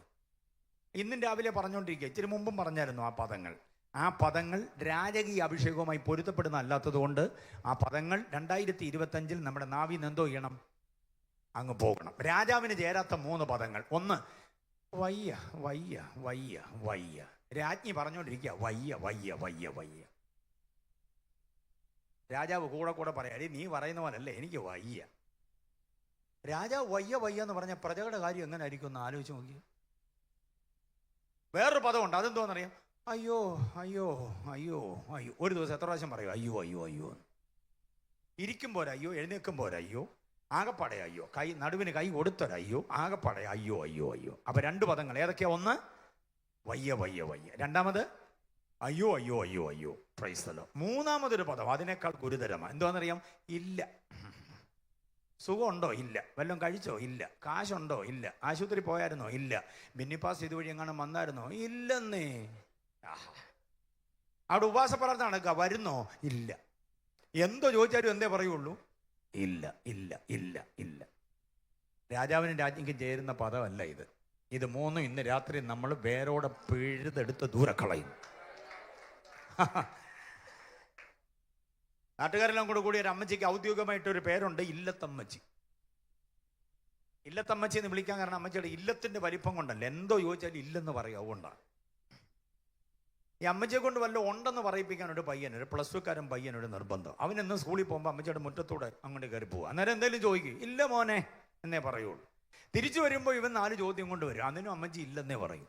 ഒരു ദിവസം ഇവൻ വരുമ്പോൾ ഇടവപ്പാതി മഴ ഇടിച്ചു കുത്തി പെയ്യുക. അമ്മച്ചിയുടെ സിറ്റ് ഔട്ട് ചോർന്ന് വെള്ളം വീണുകൊണ്ടിരിക്കുക. ആ കെട്ടിക്കിടക്കുന്ന വെള്ളം പ്ലാസ്റ്റിക് മഗ്ഗുകൊണ്ട് കോരി കളഞ്ഞുകൊണ്ടിരിക്കുന്ന പരുവം നോക്കി ഇവൻ മുറ്റത്ത് പോപ്പിക്കൂടെയും പിടിച്ചോണ്ട് എന്ന് ചോദിച്ചു, അമ്മച്ചി വീട് ചോരുന്നുണ്ടോ? എന്താ പറയണം? ഇല്ലെന്ന് പറയാൻ പറ്റത്തില്ല, കാരണം ഇവന്റെ മുമ്പിൽ വെള്ളം വീഴുക. ഇവിടെങ്കിലും ഉണ്ട് മോനെ. അമ്മച്ചിയുടെ വായിന്നൊരു ഇണ്ടാ കേൾക്കാൻ വേണ്ടി അവൻ താല്പര്യത്തോടെ ഇങ്ങനെ നിൽക്കുക. അമ്മച്ചി പറഞ്ഞ എന്തോന്നറിയോ? എന്റെ മോനെ ചോർച്ചയല്ലാതൊന്നും ഇല്ല. അതാണ്. അപ്പൊ ഇല്ല ഇല്ല പറഞ്ഞു കഴിഞ്ഞാൽ എന്തോ വരത്തുള്ളൂ? രാജാവിനും രാജ്ഞിക്കും ചേരുന്ന പദങ്ങളല്ല ഇത് മൂന്നും. എത്ര പേര് താല്പര്യപ്പെടുന്നു ഇത് പറിച്ചു കളയാൻ? എത്ര പേര് താല്പര്യപ്പെടുന്നു നാവിന്ന് ഇത് എടുത്തു കളയാൻ? വയ്യ വയ്യ വയ്യ എന്നും അയ്യോ അയ്യോ അയ്യോ എന്നും ഇല്ല ഇല്ല ഇല്ല എന്നുമുള്ള മൂന്ന് പദങ്ങളെ ഇന്ന് രാത്രി നമ്മളെടുത്ത് കളയുന്നു. കാരണം നമ്മുടെ മേൽ പകർന്നൊരു അഭിഷേകം രാജകീയ അഭിഷേകമാണ്. പ്രൗഢിയുടെ ജീവിതം. ആരുടെയെങ്കിലും ഔദാര്യത്തിന് വേണ്ടി കൈനീട്ടി നിൽക്കുന്നവരല്ല, പങ്കും പരാധീനതയും പറഞ്ഞ് നടക്കുന്നവരല്ല. എൻ്റെ മേൽ പകർന്നിരിക്കുന്ന അഭിഷേകം രാജകീയ അഭിഷേകമാണ്. ആ രാജകീയ അഭിഷേകത്തിനൊരു ഒരു പ്രത്യേക പദവിയുണ്ട്, ഒരു പ്രത്യേക അന്തസ്സുണ്ട്, ഒരു പ്രത്യേക അഭിമാനമുണ്ട്, ഒരു പ്രത്യേക ആഭിജാത്യമുണ്ട്. അത് തിരിച്ചറിയുന്നവർ കർത്താവിനെ മഹത്വപ്പെടുത്തിക്കാട്ടെ. ഹല്ലേലൂയ. അപ്പൊ നമ്മുടെ മേൽ നമ്മിൽ പകർന്നിട്ടുള്ള അഭിഷേകത്തിന്റെ ഒന്നാമത്തെ കുറിപ്പ് ഞാൻ പറഞ്ഞത് എന്തുവാണ്? രാജകീയ പദവി. സ്തോത്രം. 3 പദവികളുണ്ട്. ആ 3 പദവികളിൽ ഒന്നാമത്തെ എന്തുവാ? പൗരോഹിത്യം. രണ്ടാമത്തെ എന്തുവാ? പ്രവാചകത്വം. മൂന്നാമത്തെ എന്തുവാ? രാജത്വം. ഈ 3 പദവികൾ ഒരുമിച്ച് സമന്വയിക്കപ്പെട്ട ഒരു അഭിഷേകമാണ് ദൈവം നമ്മുടെ മേൽ പകർന്നിട്ടുള്ളത്. എത്ര പേര് ഏറ്റെടുക്കുന്നുണ്ട്? 10-21 ദിവസം ബിന്നിപ്പാസ്റ്റർ കൂടെ ഇവിടെ വന്ന് ഉപവസിക്കാൻ ഇരുന്നു എന്നും ഈ ആലയത്തിൽ ഇരുന്നു എന്ന് പറയുന്നതിനകത്ത് കാര്യമില്ല. ഇവിടെ വരാൻ ആഗ്രഹിച്ചെങ്കിലും വരാൻ പറ്റില്ല. ഓൺലൈനിൽ ഞാൻ എല്ലാ സെഷനും ഉണ്ടായിരുന്നു പാസ്റ്റേ എന്നും റിപ്പോർട്ട് തന്നിട്ട് കാര്യമില്ല. ആൻറ്റി ഇന്ന് രാത്രി ഈ അഭിഷേകത്തിൻ്റെ 3 പദവികളിലേക്ക് വന്നു പോകണം. ഓൺലൈനിൽ ശ്രദ്ധിക്കുന്നവരോട് ഇവിടെ ഇരിക്കുന്നവരോട് പറയുക, അഭിഷേകത്തിനകത്ത് ഈ 3 പദവികളുണ്ട്. കുഞ്ഞുങ്ങളൊക്കെ ശ്രദ്ധിച്ചോണം. ഈ 3 പദവികളിലേക്ക് ദൈവം നിങ്ങളെ പുലർത്തുകയോ ഉയർത്തുകയോ, ദൈവം നിങ്ങളെ മാനിക്കുകയോ, നിന്റെ ഭാവിയെ തടസ്സപ്പെടുത്തുന്ന സകല പോരാട്ടങ്ങൾ കണ്ട് പേടിച്ചു പോകരുത്. രാജാവ് പേടിച്ച് അകത്ത് കയറുന്നവനല്ല. ഈ മണ്ണ് എന്റേതാ, ഈ ദേശം എന്റേതാ, ഈ വളവ്, ഈ താഴ്വാരം എന്റേതാ, ഈ കുന്ന് എന്റേതാ, ഈ ഗ്രാമം എന്റേതാ, ഈ പട്ടണം എന്റേതാ എന്ന് അവകാശപ്പെടുന്ന ദുഷ്ടശക്തിയോട് പറയണം, ഞാൻ നിന്റെ മീതെ വാഴാൻ പോകുകയാ. നിന്റെ ഒരു വാഴ്ചയും നിന്റെ ഒരു ആധിപത്യവും നിന്റെ ഒരു അധീശത്വവും ഈ നാട്ടിൽ നടക്കത്തില്ല. കാരണം എൻ്റെ മേൽ കർത്താവ് പകർന്നിട്ടുള്ള ഒരു അഭിഷേകം രാജകീയ അഭിഷേകമാണ്. എൻ്റെ മേൽ ഒരു പൗരോഹിത്യ അഭിഷേകമുണ്ട്. ഞാൻ ദൈവസന്നിധിയിൽ മുട്ടുകുത്താൻ പോകുകയാ. കർത്താവ് എന്നെ കൊണ്ട് ചെയ്യിക്കാൻ പോകുന്ന ഒരു ശുശ്രൂഷ നീ കണ്ടു. ഇതുവരെ നീ ഈ മണ്ണിന്റെ അധിപനായി നിന്നെങ്കിൽ നിന്നെ ഇന്നു മുതൽ ഞാൻ അസാധുവാക്കാൻ പോകുകയാ. ഞാൻ നിന്നെ ഗെറ്റ് ഔട്ട് ചെയ്യാൻ പോകുകയാ. ഹല്ലേലൂയ. നീ മുമ്പോട്ട് പോകത്തില്ല. നീ ഇവിടൊക്കെ കിടന്ന് വട്ടത്ത് കിടന്ന് വട്ടം കറങ്ങത്തേ ഉള്ളൂ. അതിനപ്പുറത്തേക്ക് നീ പോകത്തില്ലെന്നൊക്കെ ശത്രു പറയുമ്പോൾ പ്രാപിച്ച രാജകീയ അഭിഷേകം കൊണ്ടൊരു കുതിപ്പിന് എത്ര പേര് ആഗ്രഹിക്കുന്നുണ്ട്? അപ്പൊ നമ്മിൽ പകർന്ന അഭിഷേകത്തിന് 3 പദവികളുണ്ട്, വിശേഷമായ 3 പദവികൾ. ഒന്നാമത്തെ കുറിപ്പ് അങ്ങനെ നിൽക്കട്ടെ. രണ്ടാമത്തെ കുറിപ്പ് കേട്ടോണേ. നമ്മിൽ പകർന്നിരിക്കുന്ന ഈ അഭിഷേകത്തിനൊരു വിശേഷ സംസ്കാരമുണ്ട്. എന്തുകൊണ്ട്? വിശേഷ സംസ്കാരമുണ്ട്. വിശേഷ സംസ്കാരം. അഭിഷേക സംസ്കാരം എന്ന മലയാള വേദോസത്തിൽ ഒറ്റ വാക്യമുള്ളൂ. എവിടെ ആരെങ്കിലും കണ്ടിട്ടുണ്ടോ? അഭിഷേക സംസ്കാരം. വാസം മിണ്ടരുത്, ഇടവക അംഗങ്ങൾ പറയട്ടെ. അഭിഷേക സംസ്കാരം എന്ന് വേദപുസ്തകത്തിൽ ഒരു ഒറ്റ വാക്യമേ ഉള്ളൂ. Where is it? ഓൺലൈനുള്ളവർ മറുപടി പറയാൻ ഒരു സംവിധാനം ഇല്ലല്ലോ. ഇല്ല, നിങ്ങളെ ഞാൻ ചോദ്യം ചെയ്തേനെ. Price the Lord. അഭിഷേക സംസ്കാരം കണ്ടിട്ടുണ്ടോ?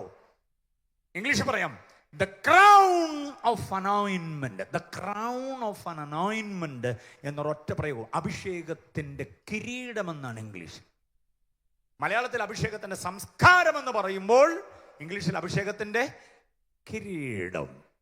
ലേവ്യ പുസ്തകം 21-ാം അധ്യായം അതിൻ്റെ 12-ാം വാക്യം ഒരിക്കലും മറക്കരുത്. 18-ാമത് രാത്രിയിൽ കിട്ടിയ ഈ വാക്യം ഒരിക്കലും മറക്കരുത്. എൻ്റെ ഉള്ളിൽ ദൈവം പകർന്നു തന്നിട്ടുള്ള അഭിഷേകത്തിന് എന്തോ ഉണ്ടെന്നാ പറഞ്ഞേ? ഒരു വിശേഷ സംസ്കാരമുണ്ട്. ലേവ്യ 21-12 അത് ഡിസ്പ്ലേ ചെയ്യുന്നുണ്ടോ? ലേവ്യ 21-12 ഒന്ന് കൊടുത്തരേ. ആ വാക്യം പലരും കണ്ടിട്ടില്ലാത്ത പോലെ തോന്നുന്നു. സ്തോത്രം. 21-12 വാക്യം. ലേവ്യ 21-12. അവൻ യഹോവയുടെ വിശുദ്ധ മന്ദിരം വിട്ട് പുറത്തിറങ്ങിയും അവന്റെ ദൈവത്തിന്റെ വിശുദ്ധ മന്ദിരം അശുദ്ധമാക്കിയും അരുത്. അവന്റെ ദൈവത്തിന്റെ അഭിഷേക തൈലമായ സംസ്കാരം. അപ്പൊ അഭിഷേകത്തിന് എന്തോ ഉണ്ട്? ഒരു വിശേഷമായ സംസ്കാരമുണ്ട്. അഭിഷേക സംസ്കാരം എന്നുള്ള മലയാള പദം നമ്മൾ പഠിക്കുമ്പോൾ അഭിഷേകം നേടിയ വ്യക്തിയുടെ ലൈഫ് സ്റ്റൈൽ എന്ന് പറഞ്ഞാൽ പഴയ മനുഷ്യനല്ല, പുതു മനുഷ്യനാണ്. പഴയതെല്ലാം എന്ത് ചെയ്തു പോയി? പഴയ ഈർഷ്യ, പക, പിണക്കം, ക്രോധം, വിമർശനം, വിരോധം, വിദ്വേഷം ഇതെല്ലാം കഴിഞ്ഞുപോയി.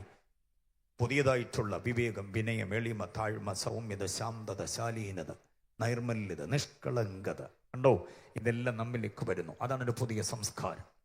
അതെനിക്ക് കഴിച്ചുകൂടാ, അതെനിക്ക് കണ്ടുകൂടാ, തൊട്ടുകൂടാ, പിടിച്ചുകൂടാ, മുട്ടിക്കൂടാ, അതിനോട് എനിക്ക് അടുത്തുകൂടാ, ആ വകമായ കൂട്ടുകെട്ട് എനിക്ക് പറ്റില്ല എന്നൊക്കെ പറഞ്ഞ് ബോറിട്ട് നിൽക്കുന്ന ഒരു സംസ്കാരം. ആ സംസ്കാരത്തെക്കുറിച്ച് തീവ്രമായി അറിയാൻ യൂത്ത്സ് ശ്രദ്ധിക്കാൻ വേണ്ടി ഞാൻ പറയാം. ശ്രദ്ധിച്ചു കേട്ടോണം. ആ സംസ്കാരത്തിൻ്റെ ആവിഷ്കാരം, ആ സംസ്കാരത്തിൻ്റെ ഭംഗി എന്തുവാണെന്നറിയാൻ വേണ്ടി. ഒന്ന്, ജഡത്തിൽ ജീവിക്കുമ്പോൾ ജഡപ്രകാരം അല്ലാതെ ജീവിക്കണം. എത്ര പേര് സ്വത്രം പറയും? നമ്മൾ ഈ ജഡത്തിൽ ജീവിക്കുമ്പോൾ എങ്ങനെ ജീവിക്കണം? ജഡപ്രകാരമല്ലാതെ ജീവിക്കണം. ജഡത്തിലാണെന്ന് ഈർഷ്യയും പകയും പിണക്കവും കള്ളവും ചതിവും ഒക്കെ ഉള്ളത്. ജഡത്തിലാ പാര വയ്ക്കുന്നത്, ജഡത്തിലാ വെറുപ്പിക്കുന്നത്, ജഡത്തിലാ വെറുക്കുന്നത്, അകലുന്നതൊക്കെ ജഡത്തിന്റെ പ്രവൃത്തിയാണ്. ജഡമുതിർത്തുവിടുന്ന പാപരാഗങ്ങളുടെ വികാര വിക്ഷോഭങ്ങളുടെ ഒരു വല്ലാത്ത സമ്മേളനമാകുമ്പോഴാണ് നമ്മിലെ ആത്മീകൻ എവിടെ പോയി ഒളിച്ചിട്ട് അനാത്മീകൻ കയറി വരുന്നത്. വാട്സപ്പും യൂട്യൂബും ഫേസ്ബുക്കും ട്വിറ്ററും ഇൻസ്റ്റഗ്രാമൊക്കെ മലീമസമാകുന്നത് ജഡത്തിന് അധീനമാകുമ്പോഴാണ്. ജഡമുതിർത്തു കൊണ്ടുവരുന്ന, ഉദ്ദീപിതമാക്കിക്കൊണ്ടുവരുന്ന സകല നിയമവിരുദ്ധ വിചാരങ്ങളോടും തൻ്റെ അടുത്തോടെ പറയാൻ ഭാഷയിൽ ഒറ്റ പദമേ ഉള്ളൂ, നോ. നോ പറയാൻ തൻ്റെ ഇടം വേണം. അതാണ് അഭിഷേക സംസ്കാരം എന്ന് പറയുന്നത്. എത്ര പേർക്ക് ബോധ്യമാകുന്നുണ്ട്? അഭിഷേക ഇംഗ്ലീഷിലെ പ്രയോഗം വളരെ ഭംഗിയാണ്. ദ ക്രൗൺ ഓഫ് ആൻ അനോയിൻമെന്റ്. The crown. ക്രൗൺ എന്ന് പറഞ്ഞാൽ എന്താ മോനെ? കിരീടം. വെരി ഗുഡ് കണ്ണാടി, ബിഗ് സല്യൂട്ട്. ക്രൗൺ എന്ന് പറഞ്ഞാൽ എന്തുവാണ്? കിരീടമെന്നാണ്. ക്രൗൺ കിരീടമാണ്.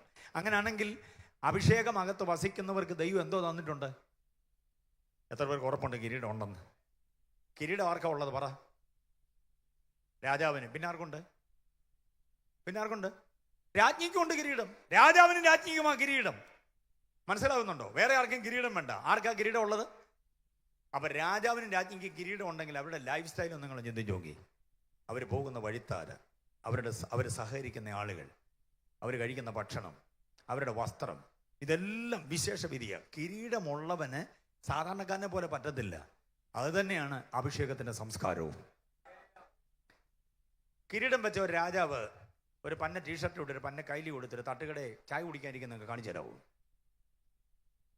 അച്ഛാ, അങ്ങനെ ചിന്തിച്ച് നോക്കിയേ. രാജാവ് തലേ കിരീടമൊക്കെ വെച്ചോണ്ട്, ചേട്ടാ ഒരു സ്ട്രോങ് ചായ ഇങ്ങനെ എന്നും പറഞ്ഞ് തട്ടുകടയിൽ ഇരിക്കുന്ന കാണിച്ചു തരാവൂ? നമ്മൾ രാജാക്കന്മാരെ എവിടെ വേണേലും കാണും. തട്ടുകടയിലും ഉണ്ട്, മാടക്കടയിലും ഉണ്ട്, കപ്പലണ്ടിയും കുറിച്ചുണ്ട്, വഴിവൊക്കെ നിന്നുകൊണ്ട് നിൽക്കുന്ന രാജാക്കന്മാരെ ഇഷ്ടം പോലെ കാണും. നമുക്കൊരു അഭിഷേകത്തിന്റെ സംസ്കാരം ഉണ്ടെന്ന് പഠിച്ചു. ഞാനീ പറയുന്നത് വലിയ പത്രാസായിട്ട് നടക്കണമെന്നൊന്നുമല്ല. പക്ഷേ ആത്മീയതയുടെ അന്തസ് കളഞ്ഞു ഒളിക്കരുത്. നമ്മുടെ തലയിൽ ഒരു കിരീടമുണ്ടെന്ന്. ആവശ്യമില്ലാത്ത വഴക്കിനും ബഹളത്തിനും പോലീസ്, ലോക്കപ്പ്, കോടതി, വക്കീലെന്നും പറഞ്ഞ് ഇടപാടുമായിട്ട് പോകരുത്. ഒറ്റ രാജാവും. അങ്ങനെ അങ്ങോട്ട് പറഞ്ഞു ഓട് പാസ്റ്റർ എന്നാ സഹോദരി വൃന്ദം. നിങ്ങളോട് ഞാൻ ചോദിക്കട്ടെ, ഒരു പന്ന നൈറ്റി ഇട്ട് ഒരു തോർത്ത് പോലും തോളത്തിടാതെ ചേച്ചിയെ മീൻ കിട്ടിയോ എന്നും പറഞ്ഞ് വീട് വീടാന്തരം കയറി ഇറങ്ങി നടക്കുന്ന രാജ്ഞിയെ കാണിച്ചു തരാവും? ചില രാജ്ഞിമാർക്കുള്ളൊരു കുഴപ്പം, സ്വന്തം വീട്ടിലിരിക്കത്തില്ല, ബാക്കിയുള്ള വീടുകൾ വഴി ഇങ്ങനെ ഭവന സന്ദർശനമാണ്. മനസ്സിലാകുന്നുണ്ടോ? അതുവഴി കയറി ഏതാണ്ടൊക്കെ കിട്ടിയത് അടുത്ത വീട്ടിൽ കൊണ്ടുവന്ന് അൺലോഡ് ചെയ്യും. അവിടുന്ന് കിട്ടുന്നത് ലോഡ് ചെയ്യും. എന്നിട്ട് അത് അടുത്ത വീട്ടിലോട്ട് കൊണ്ടുപോവുക. ഇങ്ങനെ വീട് വീടാന്തരം ലോഡിങ് ആൻഡ് അൺലോഡിങ് ആയി നടക്കുന്ന രാജ്ഞിയെ കാണിച്ചു തരാവും? ഒറ്റ രാജ്ഞി അങ്ങനെ പോകത്തില്ല. തലയിൽ കിരീടത്തിന്റെ അന്തസ് സൂക്ഷിച്ച രാജ്ഞി നിൽക്കത്തുള്ളൂ. എത്ര പേർക്ക് മനസ്സിലായി ഞാൻ പറഞ്ഞത്? രാജാക്കന്മാർക്കും രാജ്ഞിമാർക്കും മനസ്സിലായി ഒരു ഹല്ലേലൂയ പറ. നമ്മുടെ തലയിലുള്ള കിരീടത്തിന്റെ അന്തസ് സൂക്ഷിച്ചോണമെന്നായി പറയുക. അപ്പം അഭിഷേകത്തിന് വിശേഷമായ എന്തുകൊണ്ടെന്നാ പറഞ്ഞേ? ഒരു സംസ്കാരമുണ്ട്, ഒരു പദവിയുണ്ട്. ആ പദവിയാണ് ആദ്യം ചിന്തിച്ചത്. ഒരു സംസ്കാരം, അത് രാജകീയ സംസ്കാരമാണ്. ആ ആഠ്യത്വമുണ്ടല്ലോ, ആ ഔന്നത്യമുണ്ടല്ലോ, ആ പദവി ഉണ്ടല്ലോ, അതങ്ങ് കാത്തോണം. സ്തോത്രം. ഈ ബെന്നിപ്പാസ്റ്റർ ചർച്ചിലെ വിശ്വാസികളാണ് എന്നുള്ളതിനൊരു പദവിയുണ്ട്. ഓക്കെ, ഒരു അന്തസ്സുണ്ട്.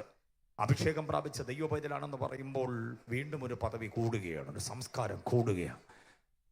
ഏത് കോണിൽ ജീവിച്ചാലും, രാജ്യത്തിൻ്റെ ഏത് സ്ഥലത്ത് തങ്ങൾ ജീവിച്ചാലും ഈ കാര്യം മറന്നു പോകരുത്. എൻ്റെ തലമേൽ ഒരു കിരീടം കർത്താവ് തന്നിട്ടുണ്ട്. അത് അഭിഷേകത്തിൻ്റെ കിരീടമാണ്. ഓ, ബോധ്യമായവർ കർത്താവിനെ സ്തുതിച്ചാട്ടെ. ഹല്ലേലൂയ, സ്തോത്രം. തീർന്നില്ല. അടുത്ത മൂന്നാമത്തെ ചിന്ത. അങ്ങനെ 1, 2, 3 ചിന്തകൾ മാത്രം ഞാൻ ഇങ്ങനെ പറഞ്ഞു പോവുകയാണ്, കൂടുതൽ വിവരിക്കാതെ തന്നെ. സ്തോത്രം.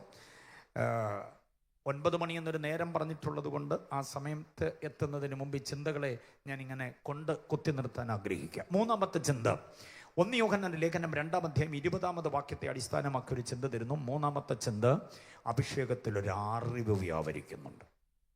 1 യോഹന്നാൻ 2-ന്റെ 20-ാം വാക്യം, കർത്താവിനാൽ പ്രാപിച്ച അഭിഷേകത്താൽ നിങ്ങൾ സകലതും എന്ത് ചെയ്യുന്നു? അറിയുന്നു. നിങ്ങളോ പരിശുദ്ധനാൽ അഭിഷേകം പ്രാപിച്ച സകലതും എന്ത് ചെയ്യുന്നു? അറിയുന്നു. ആ വാക്യം എല്ലാവരും കണ്ടോ? അഭിഷേകം അകത്തുള്ളവർക്ക് സകലതും എന്ത് ചെയ്യാം? അറിയാം എന്നുള്ളതാണ് അറിവ്. പക്ഷേ അഭിഷേകവും അന്യഭാഷയൊക്കെ ഇഷ്ടംപോലെ ചറവറ പറയുന്നവരെ കാണിക്കുന്ന മണ്ടത്തരം കണ്ടാൽ എന്നെ ഇടപാടെന്നറിയാം. പക്ഷെ വചനം പറയുന്ന ഇതാണ്, അഭിഷേകമുള്ളവൻ എന്തോ അറിവുള്ളവനാണ്. ആ അറിവ് എന്നുള്ള പ്രയോഗത്തിന് മാറ്റം വരുത്തിയിട്ട് അതിന് കൊടുക്കണം പരിജ്ഞാനം. എന്തോ വേണം നമുക്ക്? പരിജ്ഞാനം. 18 ദിവസം ദൈവസന്നിധിയിൽ ഇരുന്ന് എഴുന്നേൽക്കുമ്പോൾ ഉണ്ടല്ലോ, 21 തികയുമ്പോൾ ഉണ്ടല്ലോ, പരിജ്ഞാനം പൂർത്തി പ്രാപിച്ച് എഴുന്നേക്കണം. വിവിധ തരത്തിലുള്ള പരിജ്ഞാനമുണ്ട്. ആ പരിജ്ഞാനങ്ങളെയൊക്കെ പ്രാപിച്ചു വേണം എഴുന്നേൽക്കാൻ. സ്തോത്രം. അറിവ്, ഏറ്റവും മികച്ച അറിവ് ഏതാണെന്നറിയാമോ? സ്തോത്രം. അഭിഷേകം പ്രാപിച്ച ഒരു വ്യക്തി അറിയേണ്ട ഏറ്റവും വലിയ അറിവ് എന്ന് പറയുന്നത് ഫിലിപ്പിയ ലേഖനം 1-9 വാക്യമാണ്. ഫിലിപ്പിയ ലേഖനം 1-9. അതാണ് ഏറ്റവും മികച്ച അറിവ് എന്ന് പറയുന്നത്. ഭേദാഭേദങ്ങളെ തിരിച്ചറിയേണ്ടതിന് എന്തുവാ? അഭിഷക്തനായ ഒരു വ്യക്തി ഭേദാഭേദങ്ങളെ തിരിച്ചറിയുന്നവനാകണം. എന്തോ മക്കളെ? ഭേദാഭേദം. ഭേദമേത അഭേദമേതാണ്. യൂത്ത്സിന് മനസ്സിലാകുന്നുണ്ടോ? ഭേദമേത അഭേദം എന്ന് പറഞ്ഞാൽ വേണ്ടതേതാ വേണ്ടാത്തതേതാ, തള്ളേണ്ടതേതാ കൊള്ളേണ്ടതേതാ, ആകേണ്ടതെങ്ങനെ ആകരുതാത്തതെങ്ങനെ, ആരോടുകൂടെയാണ് ആകേണ്ടത് ആരോടുകൂടെ ആകാൻ പാടില്ല, എന്താകണം എന്തായിക്കൂടാ, എവിടെ പോകണം എവിടെ പോയിക്കൂടാ, എപ്പോൾ പോകണം എപ്പോൾ പോകരുത്. മനസ്സിലാകുന്നുണ്ടോ?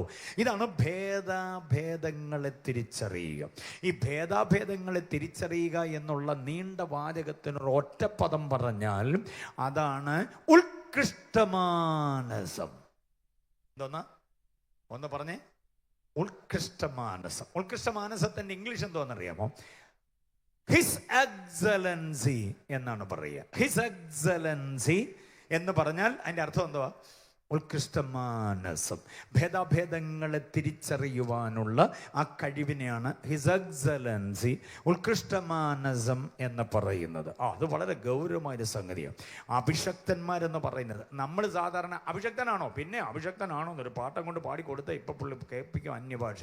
അന്യഭാഷയാണ് അഭിഷേകം പ്രാപിച്ചതെന്നുള്ളതിന് നമ്മൾ വലിയ തെളിവായിട്ട് പറയുക. പക്ഷേ അന്യഭാഷയൊക്കെ ഇരുന്നോട്ട് നല്ല കാര്യമാണ്, കുഴപ്പമില്ല. പക്ഷേ അന്യഭാഷ ഇഷ്ടം പോലെ പറയുന്ന പുള്ളി ഉത്കൃഷ്ടമാനസനല്ലെങ്കിൽ വൈരുദ്ധ്യതയാകും ജീവിതം. ഉത്കൃഷ്ടമാനസം. ഭേദാഭേദങ്ങളെ എന്ത് ചെയ്യാൻ പറ്റണം? തരംതിരിച്ചറിയണം. വേദപുസ്തകത്തിൽ നിരവധി താരങ്ങളുണ്ട്. അതിൽ ഉത്കൃഷ്ടമാനസൻ എന്ന് വിശേഷിപ്പിക്കുന്ന ഒരൊറ്റ വ്യക്തിയേ ഉള്ളൂ. ആരാത്? ദാനിയേലാണ് ഉത്കൃഷ്ടമാനസൻ എന്ന് പറയുക. അവൻ ഉത്കൃഷ്ടമാനസനായിരുന്നു. ദാനിയേൽ പ്രവചനം 6-ാം അധ്യായം 3-ാം വാക്യത്തിൽ പറയുന്നുണ്ട്, ഉത്കൃഷ്ടമാനസൻ. എന്ത് വേണം എന്ത് വേണ്ട, എന്ത് തള്ളണം എന്ത് കൊള്ളണം എന്ന് അവസാന വാക്ക് പറയാൻ കഴിയുന്ന ഒരുവൻ. അതാണ് ആത്മീകരുടെ ഏറ്റവും വലിയ പരിജ്ഞാനമെന്ന് പറയുന്നത്. കുഞ്ഞുങ്ങളൊക്കെ ശ്രദ്ധിക്കുന്നുണ്ടോ മക്കളെ? നിങ്ങൾ അറിയേണ്ടത് ഏറ്റവും പ്രധാനമായൊരു കാര്യമാണ്. ഉത്കൃഷ്ടമാനസത്തിന് വേണ്ടി പ്രാർത്ഥിച്ചോണം. കർത്താവേ, ഭേദാഭേദങ്ങളെ തിരിച്ചറിയുവാൻ എനിക്ക് കൃപ തരണമേ എന്ന് പ്രാർത്ഥിക്കണം.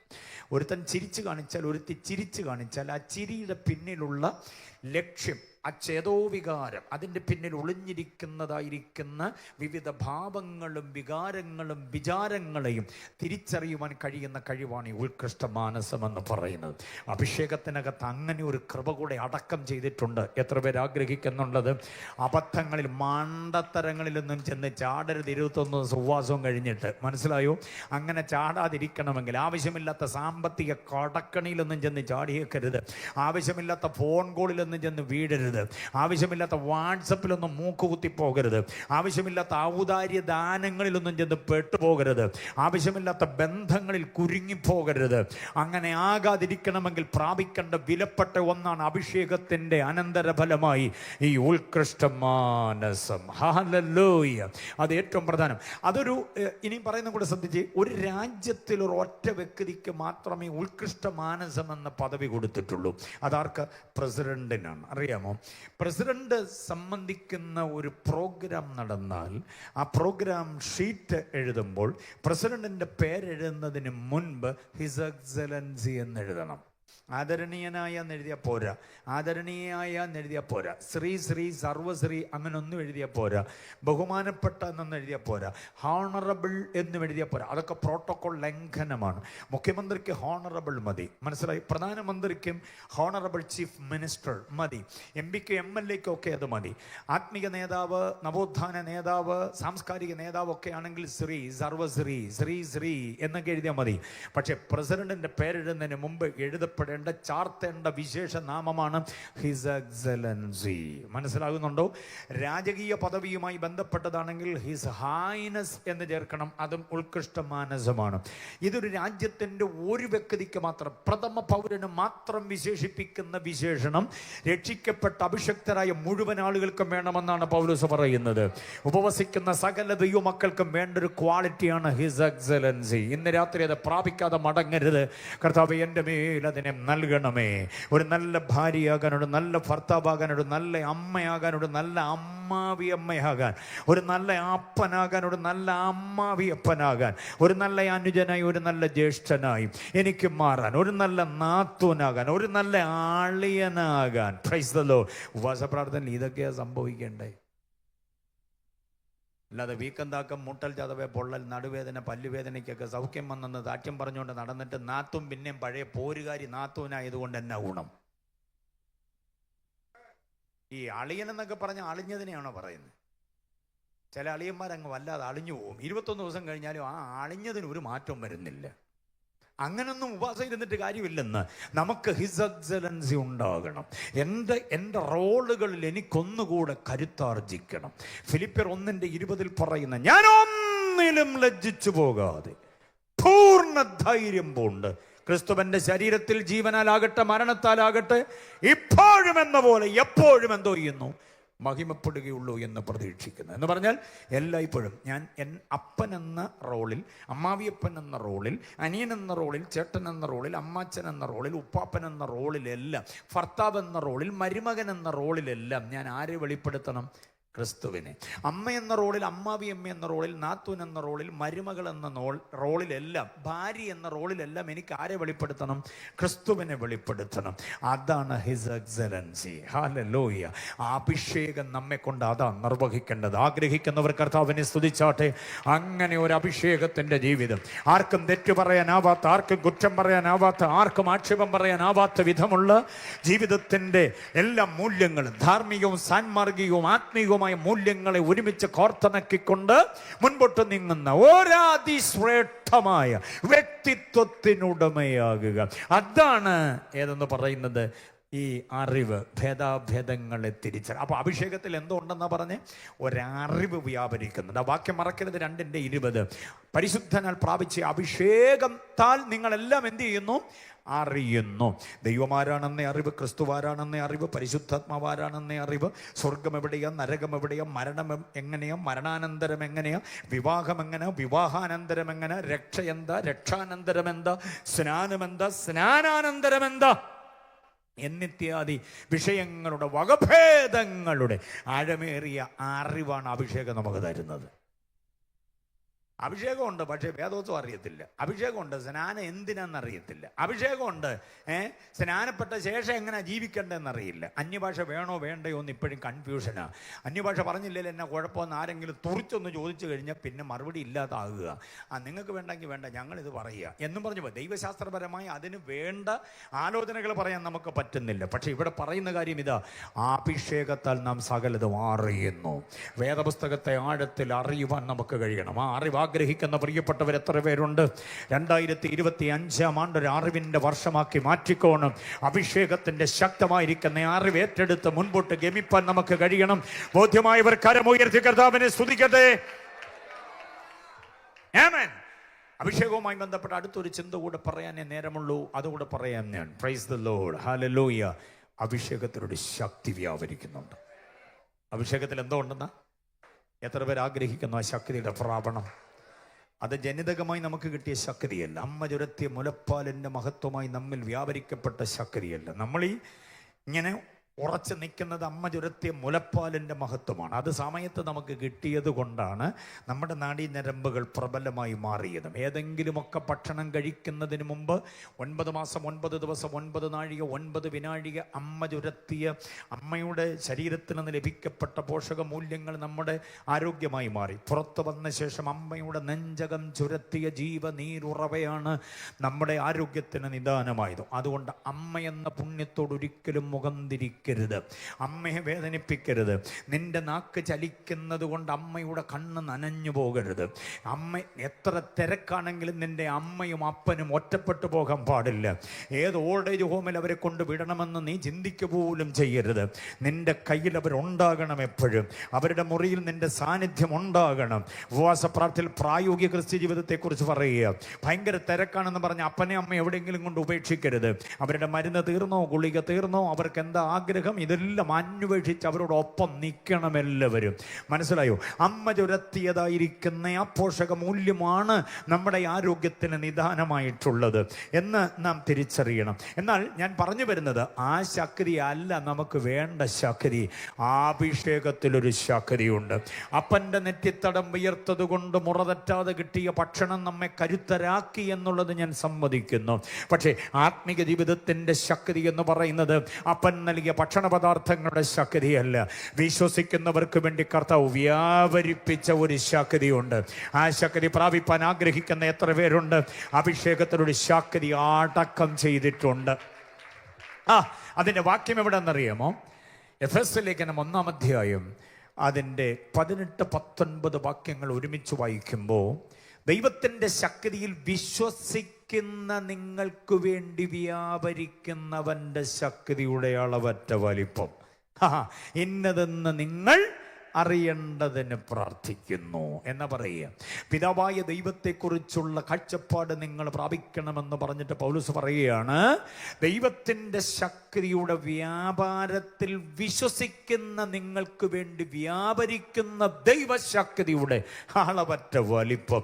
ഹല്ലേലൂയ. അപ്പം വിശ്വസിക്കുന്നവർക്ക് വേണ്ടി ദൈവം വ്യാപരിപ്പിക്കുന്നൊരു ശക്തിയുണ്ട്. 18ാമത് രാത്രിയിൽ അത് പകരുക ദൈവം ഓരോ മൺകൂടാരത്തിലേക്ക്, ഓരോ മൺ ശരീരത്തിൽ ആ ശക്തിയെ പ്രാപിച്ചോണം. Price the Lord. നമ്മെ തടയാൻ നിൽക്കുന്ന പോരുകളോട് വഴിമാറാൻ പറയുന്ന ഒരു ആർജവത്വമാണ് ശക്തിയിൽ അടക്കം ചെയ്തിട്ടുള്ളത്.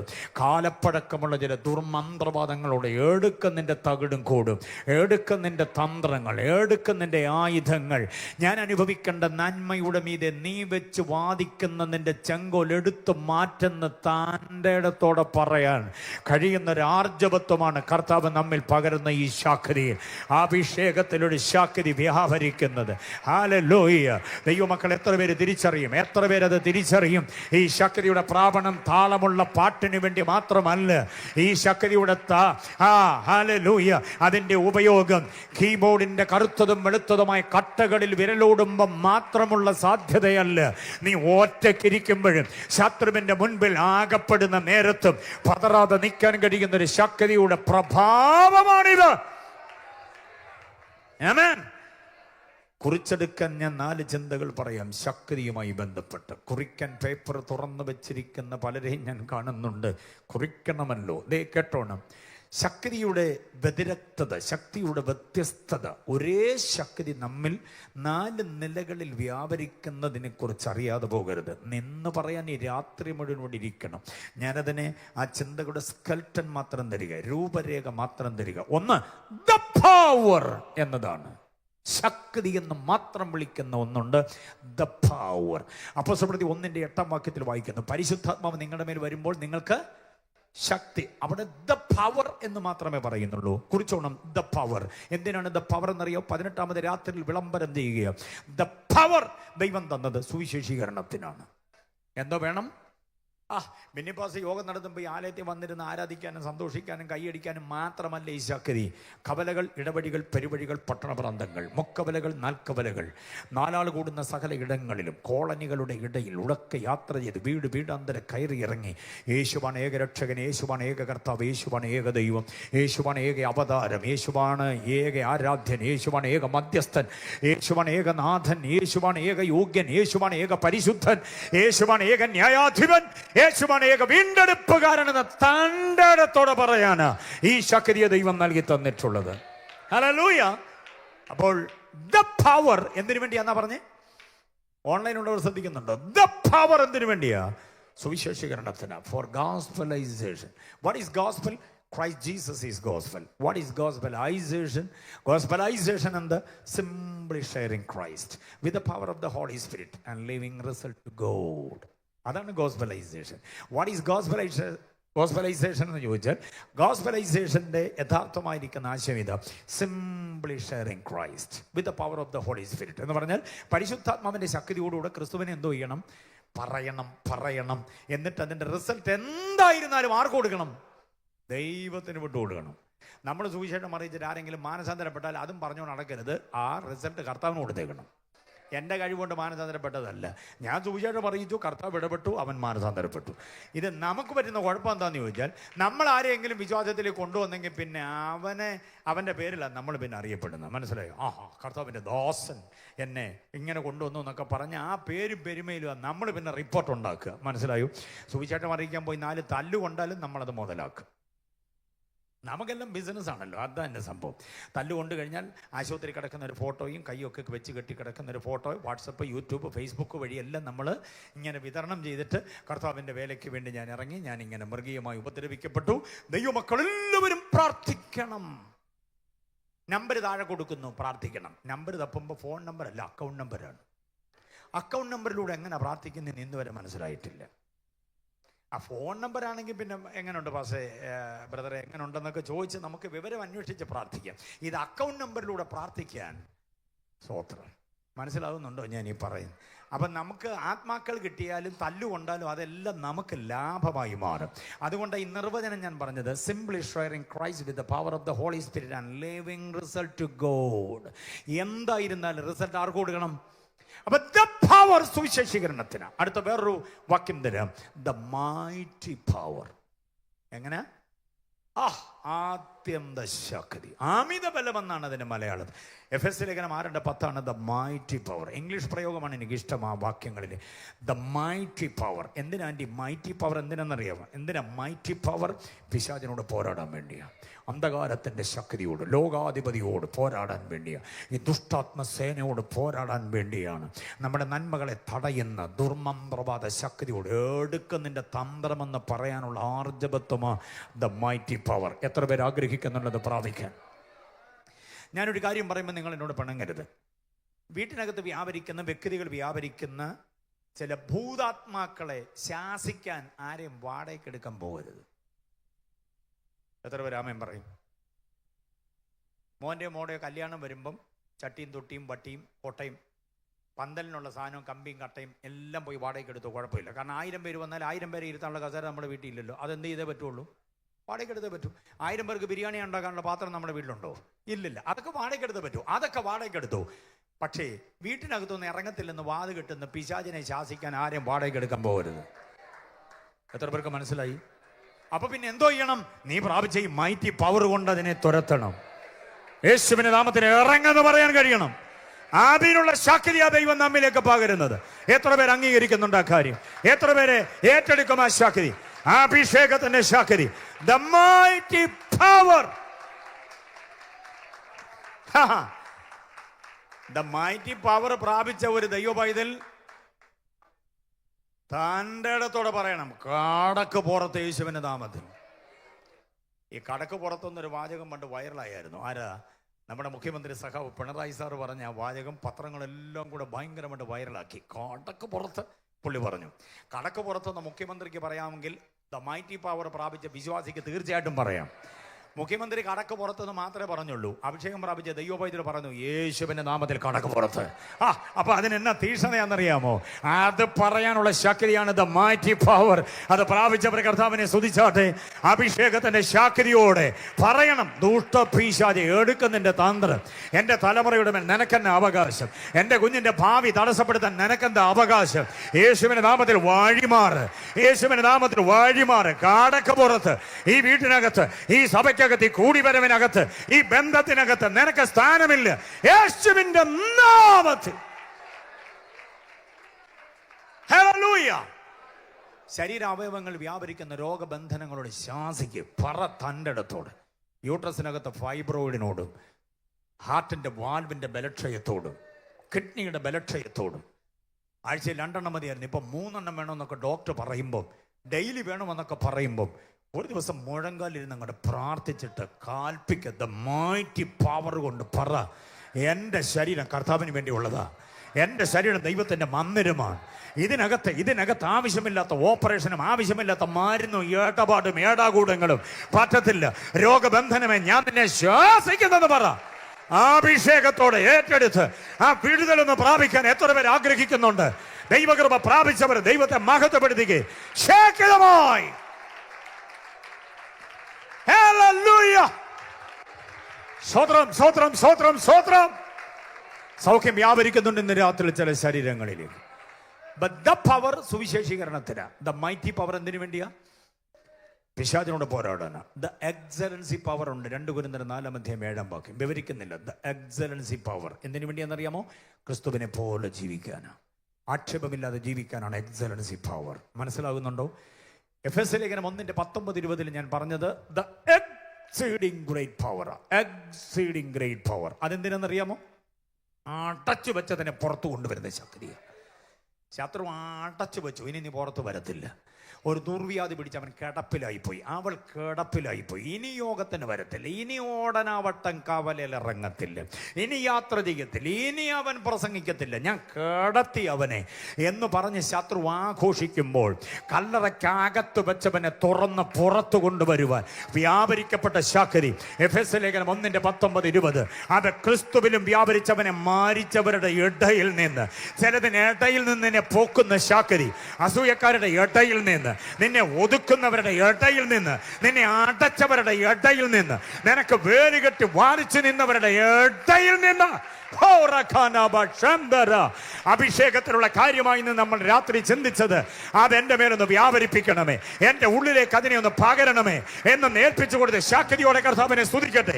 ഒരുമിച്ച് കർത്താവിനെ മഹത്വപ്പെടുത്തട്ടെ. Hallelujah, hallelujah.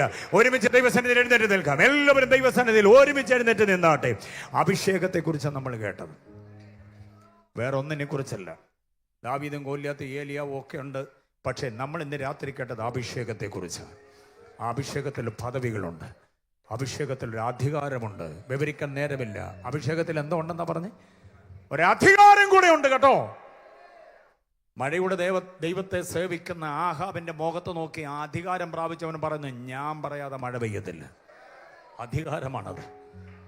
തന്നെക്കാൾ ഇരട്ടി നെടുപ്പമുള്ളവന്റെ മുഖത്ത് നോക്കിക്കൊണ്ട് കൊച്ചു പയ്യൻ ദാവീദ് പറയുക, നീ നിന്ദിച്ച ഇസ്രായേലിന്റെ ദൈവമായ യഹോവയുടെ നാമത്തിൽ നിന്റെ നേരെ വരിക. അധികാരമാണത്, അധികാരമാണ്.